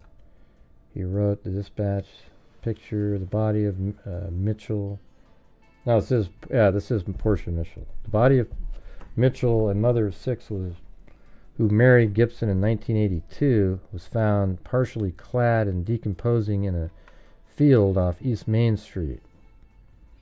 She had been strangled and had cocaine in her system and had recently had sex, her autopsy report shows. Well, hopefully they collected that. Her death is one of 8 unsolved Columbus homicides of women. Police say many have been killed by one person.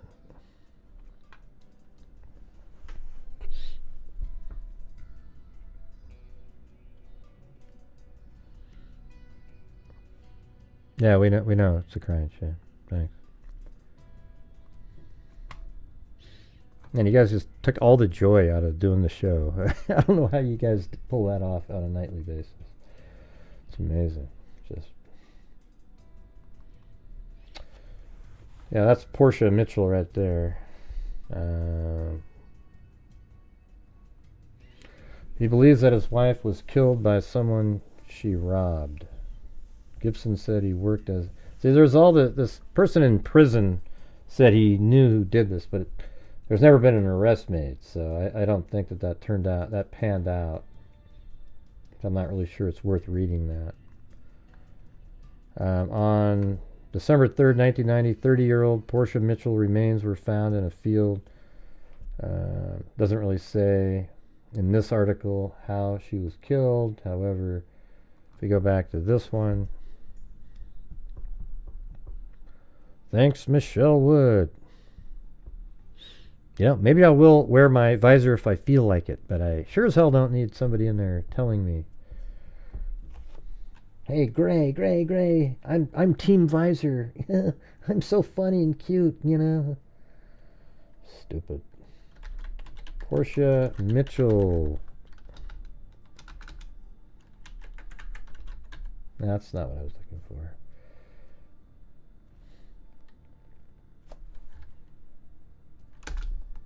That's not what I was looking at for this one. Yeah, I like wearing my visor too, you know. But I thought I'd try to just have regular hair for a while. Do you guys mind that much?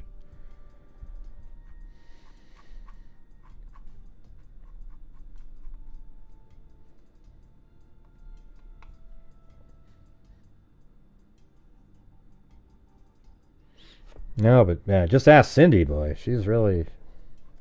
So that's what matters. Let's see.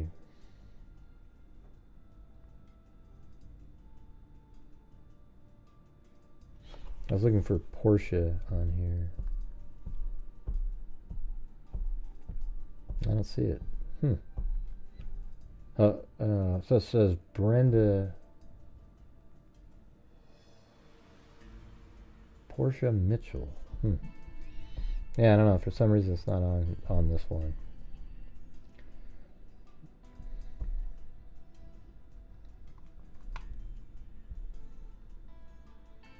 Then 1992, Janet Amar. All right, here we go.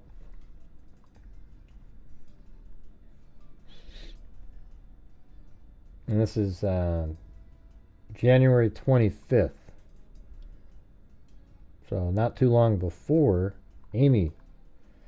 A bar fight, a strangulation, and an unsolved shooting claimed 3 lives in Columbus. So there's a lot of deaths in that city. But Janice Louise Amar, 35, of 934 Gears Avenue.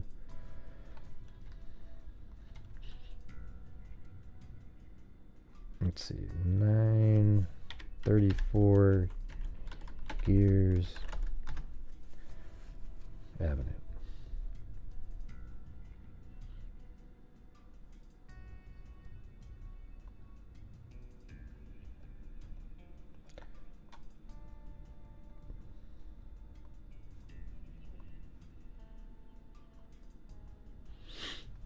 Okay, so there we go. This is where she lived.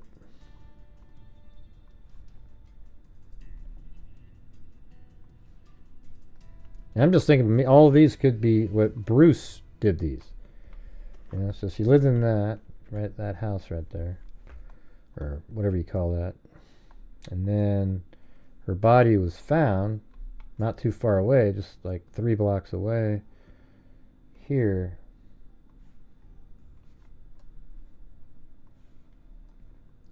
So it says Janet Louise Amar, 35, 934 Gears Avenue, became the city's 10th slaying victim of the year yesterday when autopsy tests showed she had been strangled. Another strangulation. Amar was found partly clothed on a couch at 704 Berkeley Road about 5:30 p.m. Thursday. The house had been vacant for 3 weeks after its last tenants were evicted, police said.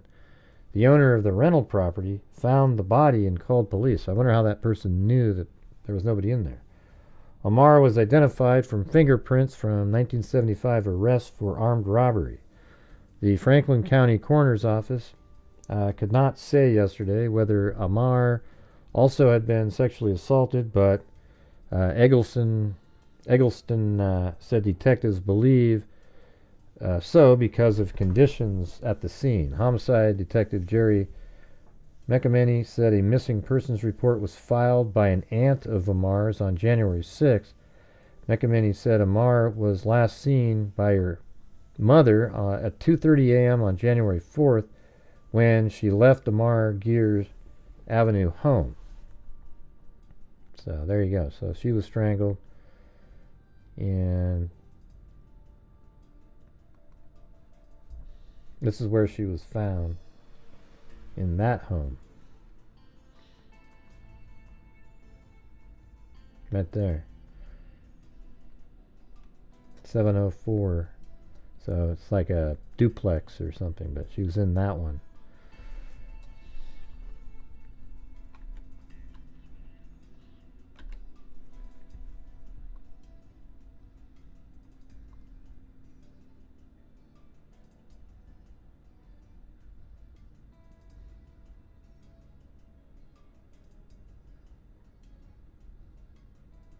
I don't know what Cindy's saying. If you're Team Visor, why would you want me to... If you like my hair, why would you want me to be Team Visor, Cindy? You're going to have to explain that one. I don't make sense. It doesn't make any sense.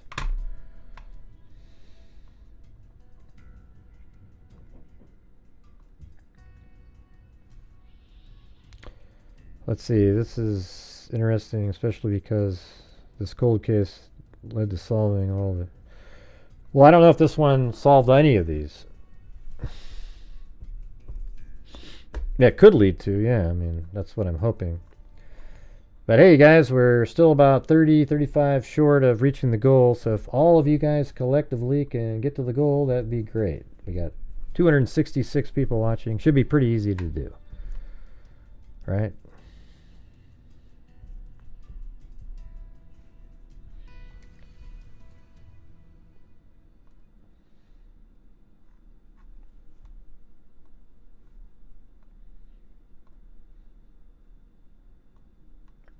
Okay, so that was Janet Amar. And then the next one is Darlene Gervins.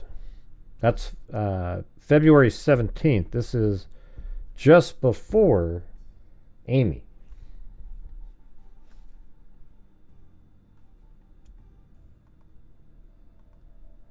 And here's her picture. See, I guarantee you there is a serial killer in the area. Now, if it's Bruce or not, we don't know, right? Like, we don't know for certain or anything like that. But, you know, people that do what he did are not, well, they're not one-timers. You know, Bruce Edward Daniels, the psycho. Thanks, Sandy Shirley. I get a lot of messages to other people in Super Chats, I always noticed.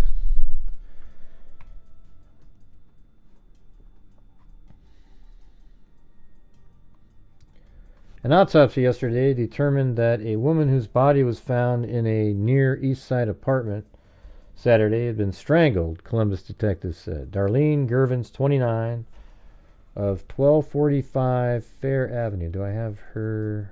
No, that's what I need. 1245 Fair Avenue. This is where she lived at the time.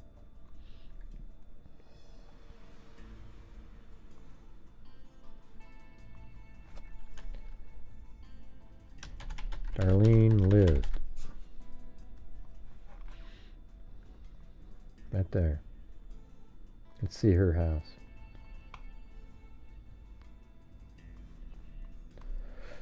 So right there. 1245. That's weird. And then it said, was found by an acquaintance in an upstairs bedroom at 546 Lily Avenue at 12:45 p.m. So her address is the exact time that she was found. And that address is 546 Lily Avenue.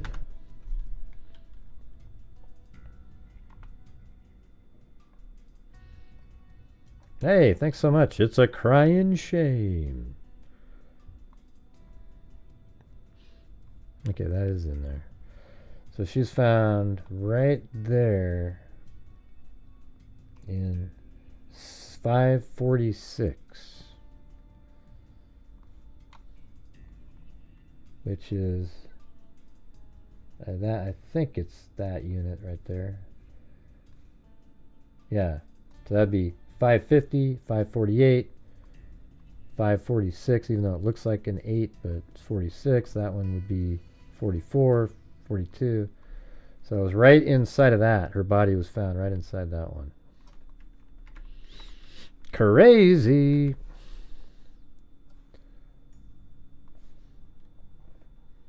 And she was found by an acquaintance in an upstairs bedroom at 546 Lily Avenue about 12:45 p.m., detectives said. Police found evidence, and welcome up there to Leslie Iced Macchiato, 911 Fafo, Anonymous, and Cheryl Steele. The Darlene Gervins, 29, of 1245 Fair Avenue, was found by an acquaintance in an upstairs bedroom at 546 Lily Avenue about 12:45 p.m.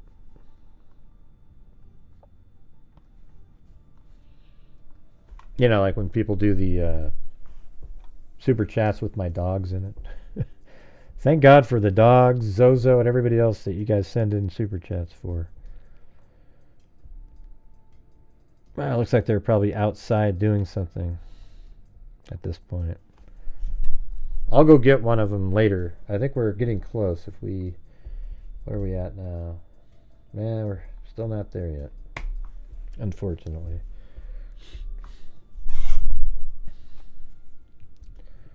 Alright, so she was found by an acquaintance. Police found evidence of violence but would not give details. Police said they have no suspect or motives in the case. Gervins grew up in Akron, Ohio, and moved to Columbus about 10 years ago, said her sister, Denise Pollard, of Paynesville, Ohio. Gervins had been a cashier at Church Fried Chicken at 1100 Cleveland Avenue, but was unemployed for the last couple of months, Pollard said. She was an excellent worker, said Troy Nichols, manager of the restaurant. She stayed friends with everyone here even after she left. She called about every day. Gervins had talked about returning to the restaurant and would have been welcome after the slow winter season, he said. She was a lively girl, cheerful, and, said Gervins' mother, Joanne Bronow, or Bronaugh. She liked to laugh and kid. She was well liked by most of her friends. Gervins lived with her mother and two daughters, Lazan Gervins, 5, and Chiquita Gervins, 7. Funeral arrangements were completed yesterday.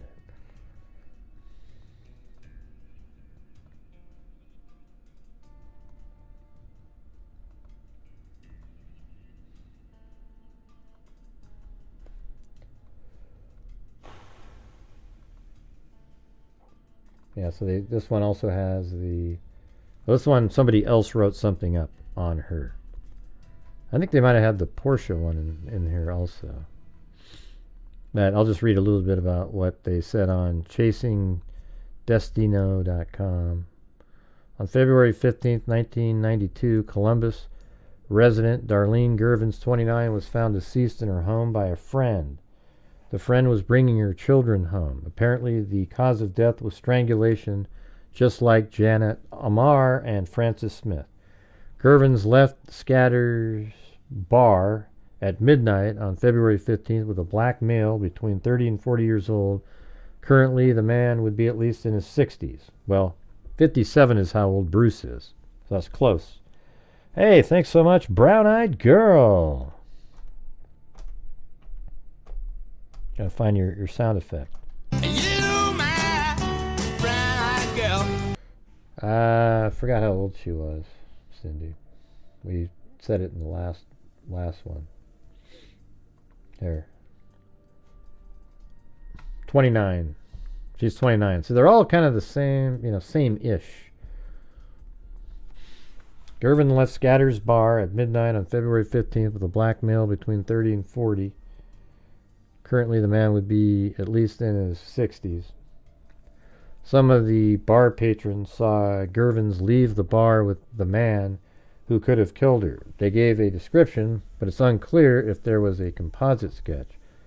Scatter's bar at Lily Avenue and East Main Street was a few blocks from Gervin's home.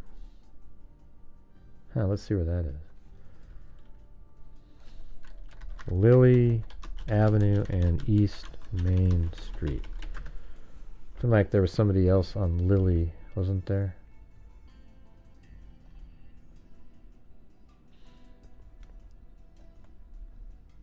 So I bet you that was a bar right there. How much you want to bet that was a bar and they took it down?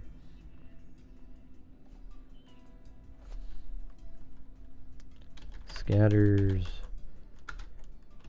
bar, midnight.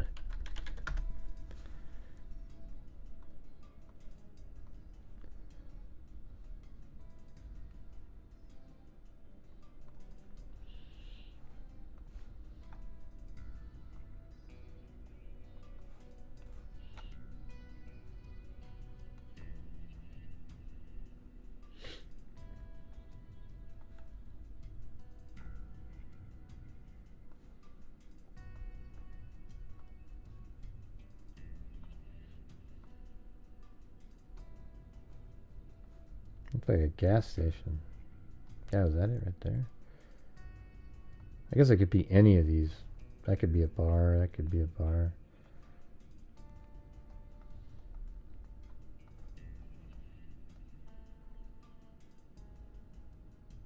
That's not really a bar.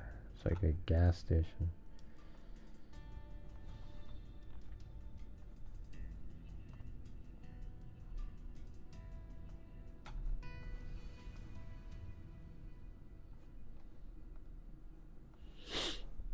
Don't know. Anyways, right in this area, there was a bar at one point. Although that's not the address I just read. Hold on.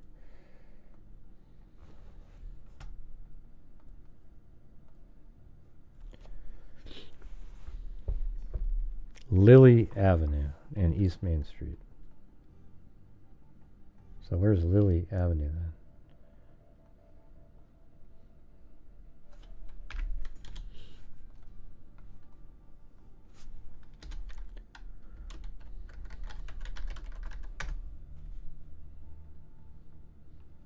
And 2 L's.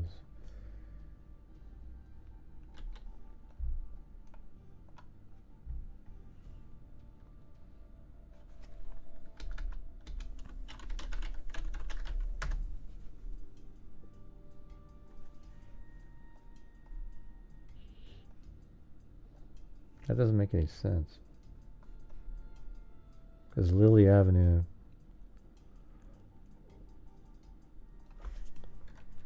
That's Lilly. Or EY, actually. And East Main Street.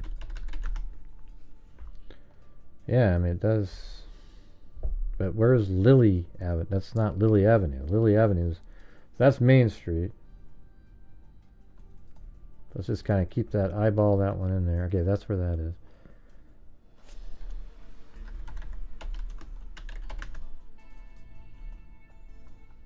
Yeah, so that's Lily right here. Right? And that's East Main, so it's right there is where the bar would be. So let me move that. It's not right. It says right next to her, where Darlene Gervins. Look how crazy that is. I mean, look at where Darlene Gervins was found, killed, right there. And then here's this person at a bar, right there. Seriously.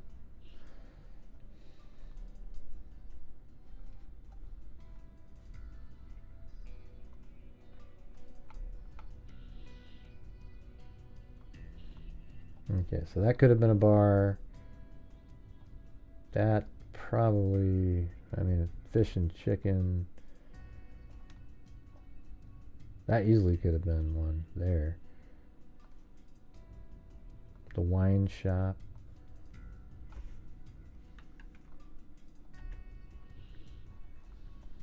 Don't you guys think? I thought it was like these kind of interesting. You know? Like just going over stuff like this. This is how you do it. Might be boring to some, but not me. And if it's boring to you, I'm sorry, but this is what I'm going to do.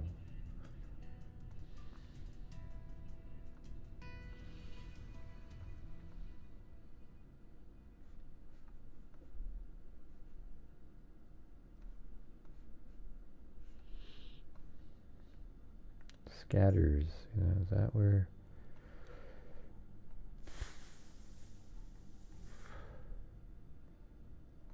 I bet you that's it right there.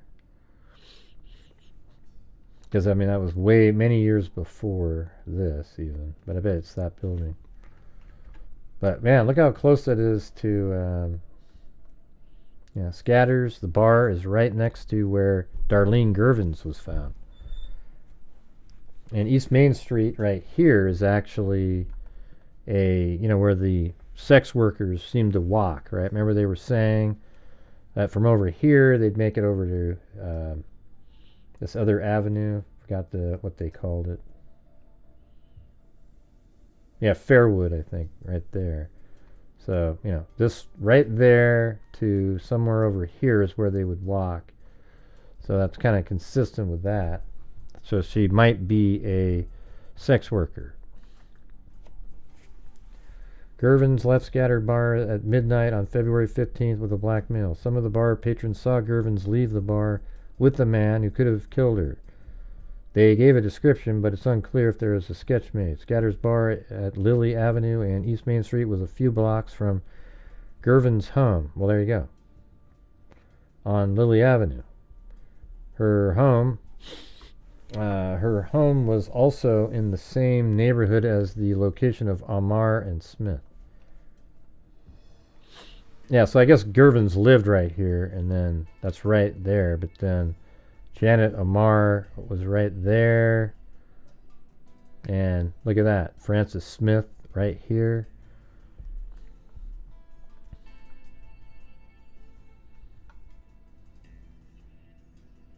It's entirely possible that it was the same man. Yeah, see, like they think the same thing. Interesting. All right. So that was Darlene Gervins, I mean. And what did it say in here for her?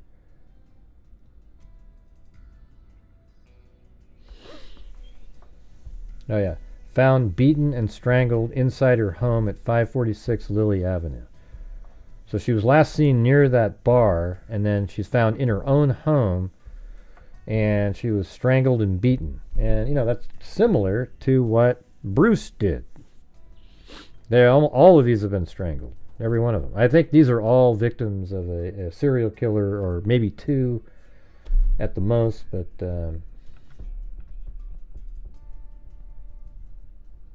because there was one of these other names in here was actually solved, and that person had another person that they killed. So I don't know if there's like multiple serial killers or what's going on here, but I'm trying to equate it to Bruce.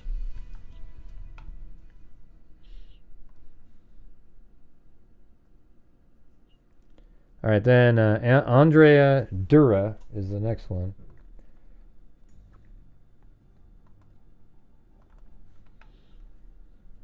And this is, again, 1992, May 14th. So the way this would work is you had Darlene Gervins, 92, look at January, Janet Amar. February, Darlene Gervins. Then in, I believe it was March, it was Amy Hooper, right? Then there's a break taken, and then May 12th, 92, and then May 21st, 92.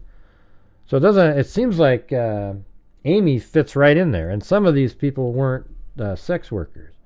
But Amy's also white, not black, like these other victims. So there's some differences too, but, it's just a guy in that area, and he lives near, I don't know, man. Just look at it like this. I mean, Bruce, that's one of his places. But Bruce lived right here. Look at this. Right there. At one point.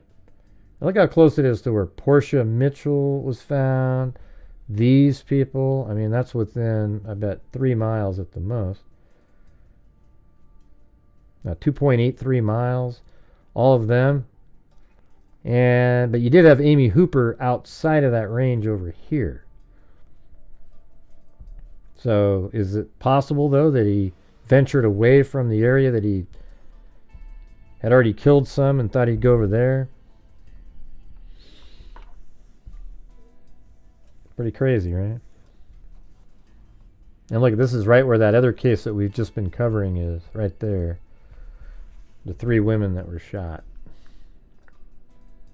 Columbus isn't really the greatest place in the world to live. Doesn't sound like, anyways.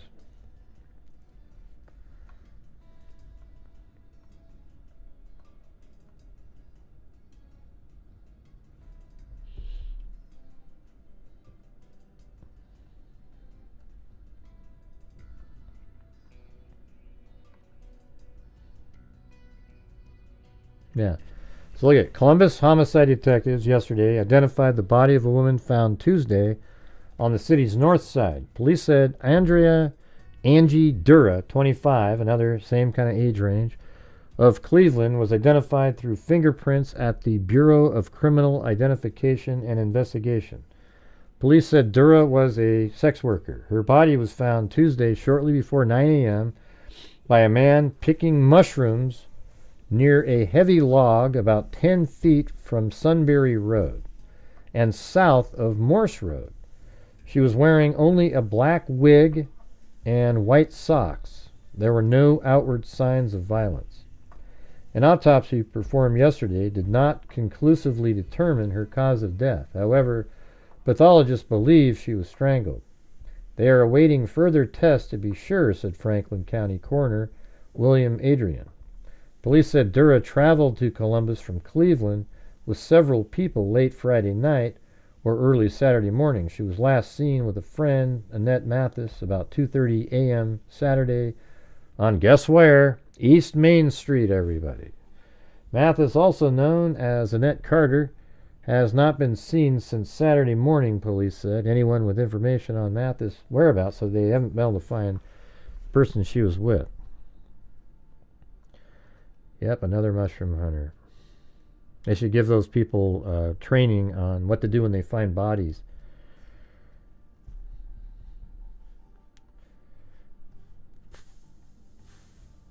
So where's Dura? Right here. So I ever found kind of in this little wooded area right there, because it said that, let me see.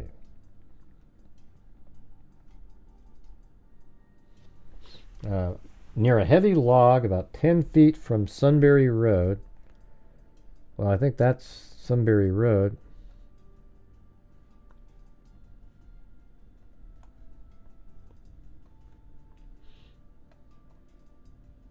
Yeah, hold on a second.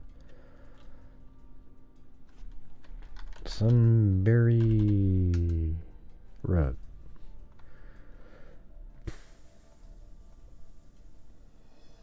Oh, I guess it's that one.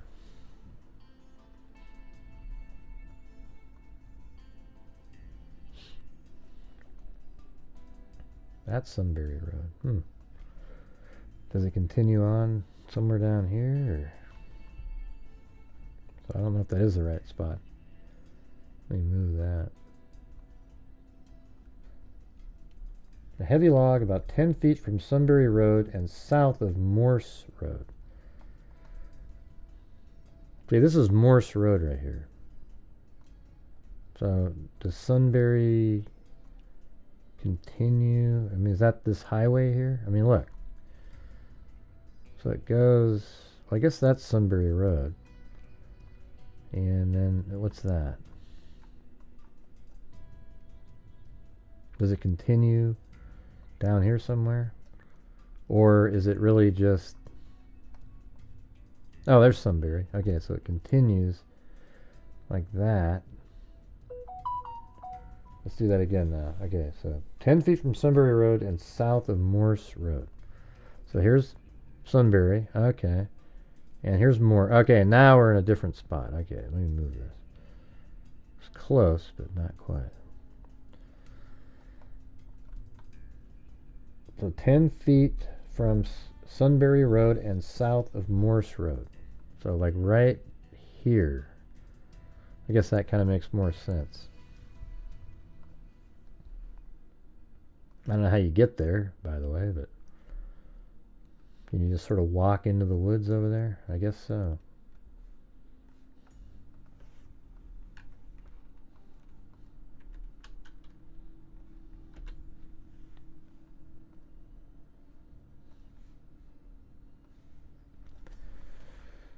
Yep. An autopsy performed yesterday did not conclusively determine her cause of death. However, pathologists believe she was strangled. They are waiting further tests to be sure, said Franklin County Coroner William R. Adrian. Police said Dura traveled to Columbus from Cleveland with several people late Friday. Mathis, also known as Annette Carter, has not been seen since. Right. All right. We did that one.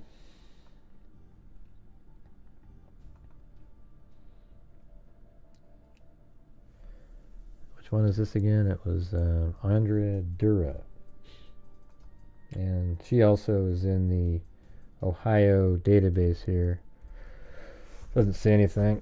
She died of strangulation, though. Same thing. Now, this is May 12th, 1992. 25-year-old Andrea Dura died due to strangulation.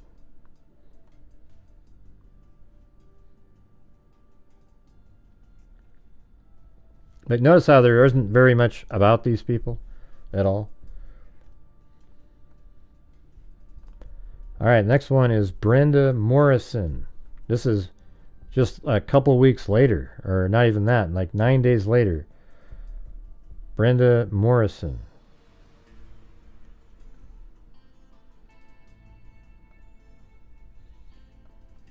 All right, what are we at here? We are 31 away from me gifting 5 memberships, if you're interested.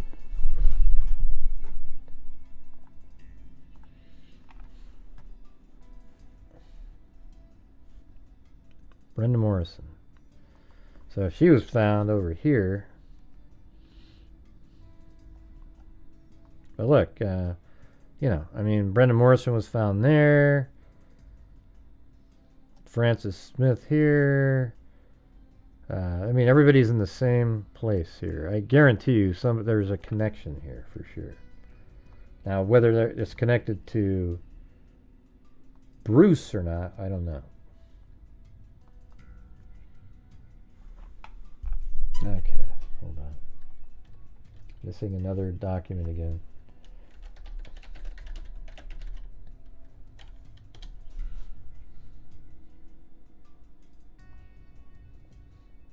Is that it? No. Yeah, I couldn't find anything on that one. I think she might be in here though. Brendan Morrison, 35, was found beaten and strangled inside her apartment at 69, apartment 11. So it's 69 Franklin Park West, right? Oh, yeah, I've already got that. So it's right here. But why isn't she in the correct folder? Yeah, it's in there. And that was May 21st. So she was found murdered in here.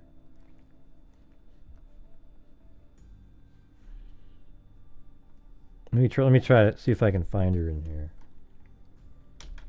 Brenda Morrison. And this is May, well, just 1992.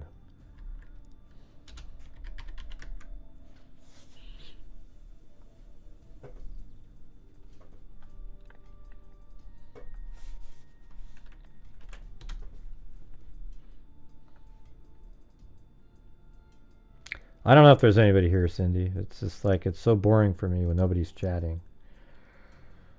All right, here is the... I guess it must be boring for you guys too. That's why nobody's chatting.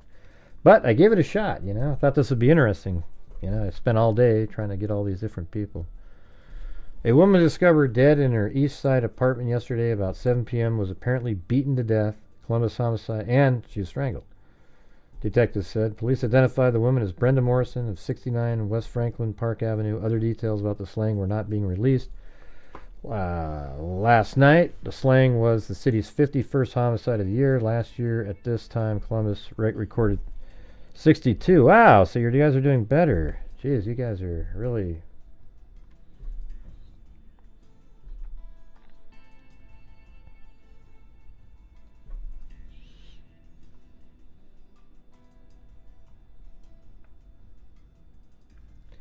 Yeah, there hasn't been one coffee earlier in the evening.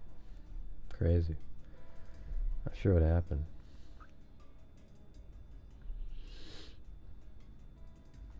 Brenda Morrison. There we go. Alright, do we have any more in here?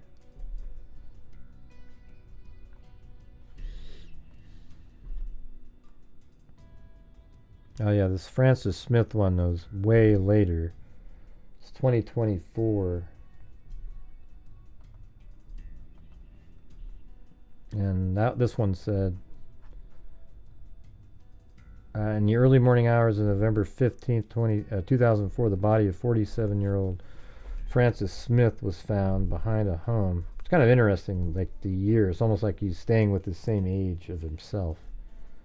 Ish, if that's the same, She had been beaten and strangled. Whoever killed her left outside with any clothing. Left her outside with no clothing. So that's very similar to the other ones, right? She was seen at 10:30 p.m. on November 14th. She was getting into a white SUV near Livingston and Fairwood Avenues. So I think there's definitely a connection between these murders. There's no way they're not. I mean, my God, look at this right here. They're just all piled in this little area. And I guess maybe one up here. I don't even know if that was one of the ones. Yeah, so Sharonda Norris was found up here. But all on the east side. And Bruce lived right there at one point. And then he ends up killing Amy Hooper over here in the same year that basically within a year and a half period of time, all these people were killed. Okay, in the green. And Bruce lived right there during that time. And I found that he was arrested for solicitation of prostitutes, sex workers. So that means that doesn't it seem like he is absolutely likely to have killed these people, given the fact that he went into Amy Hooper's house and killed her, that he then, during that same, before and after that time frame, maybe even practices craft or whatever you want to call it on actual sex workers, and then tried it on somebody who wasn't one. Pretty crazy, right? Hey, thanks, Bama Girl.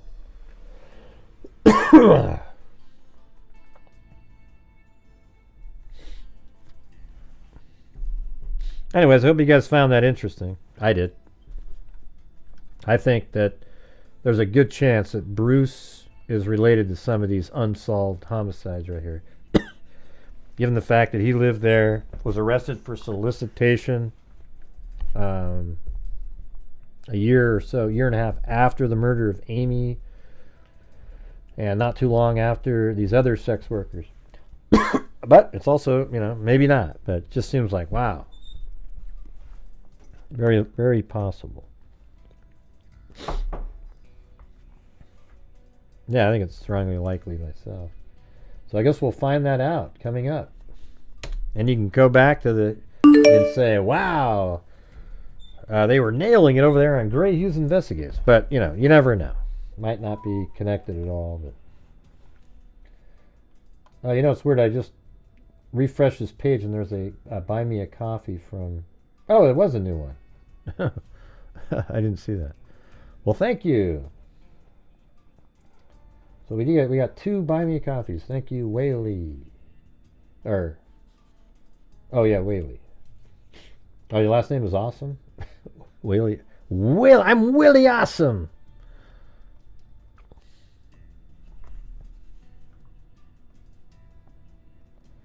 Well, you guys, I think that's going to do it. But you know what? Since we got to generally, what do we do? Well, we got 9 out of 20 on the goal part up there, but maybe we'll do some dog time for a while, Let me go check on the dogs myself. Maybe I'll bring one into the room here. Hold on.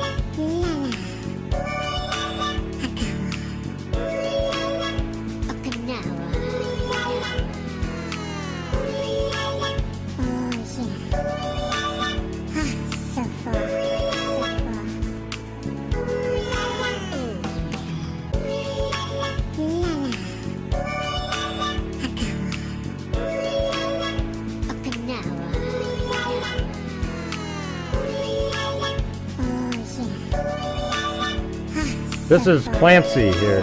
This is Clancy, not Ben. It's not Benny. This is Clancy, remember?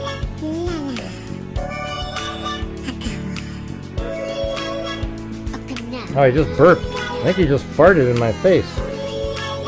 Oh man, that wasn't good. I'm gonna put him on the ground. Come on.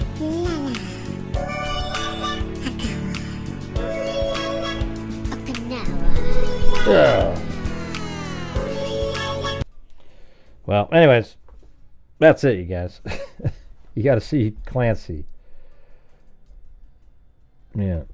So, all right. Well, thank you guys very much for being here. Thank you to the Whaley and Lisa Valenzuela for the coffees. We got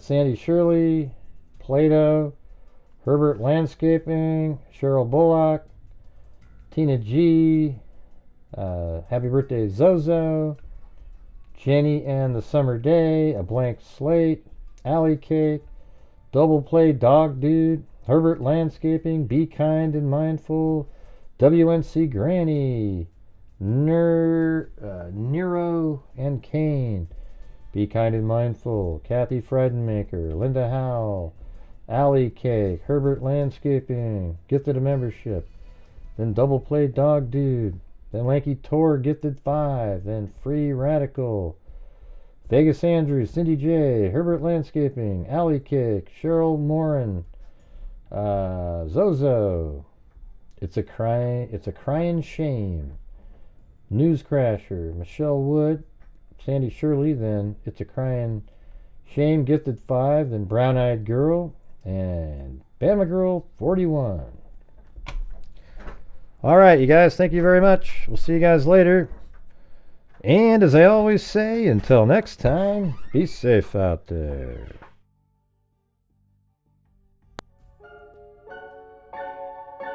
Yeah, I've been doing this true crime thing for quite a while now. And during this whole time, I have not seen one person that is a crime dissector, plug rejector. I'm a certified human lie detector. Gonna get ya on a stretcher if you try and play me like an old projector. Crime sector is my nectar. Professor Grader's gonna give another lecture. Crime collector, freak connector, and I'm always gonna be a pup protector. Fool deflector, interceptor, and I'm meaner than a spectre with a vector on his pector. With all respect, y'all, just remember I've a temper fucking checked ya. I have no agenda, I'm no pretender, and I'll serve it to you straight without the blender. And in the end, I'm gonna send ya on a mission to reveal the true offender. Yeah, so I'll just get right back to work. All right, everybody, talk to you later.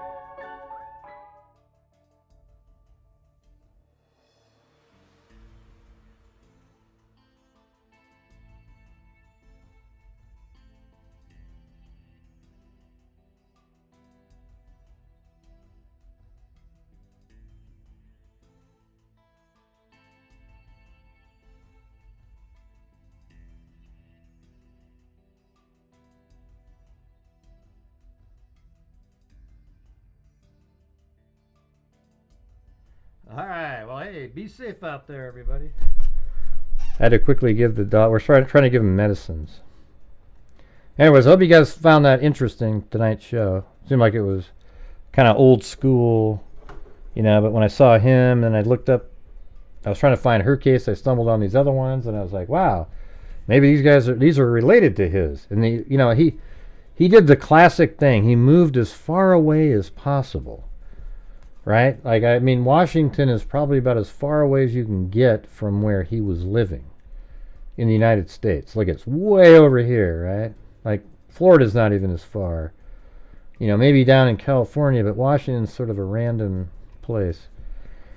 So, there you go. All right, everybody. Thank you for being here. We'll see you tomorrow. And maybe tomorrow we'll have to start doing a little bit of the Delphi, you know, kind of resetting on that, because we got the sentencing coming up on Friday. All right. So, which is the day after that. All right. See you guys later. Thanks for being here. Thanks for your generosity. Appreciate it. And as I always say, until next time, be safe out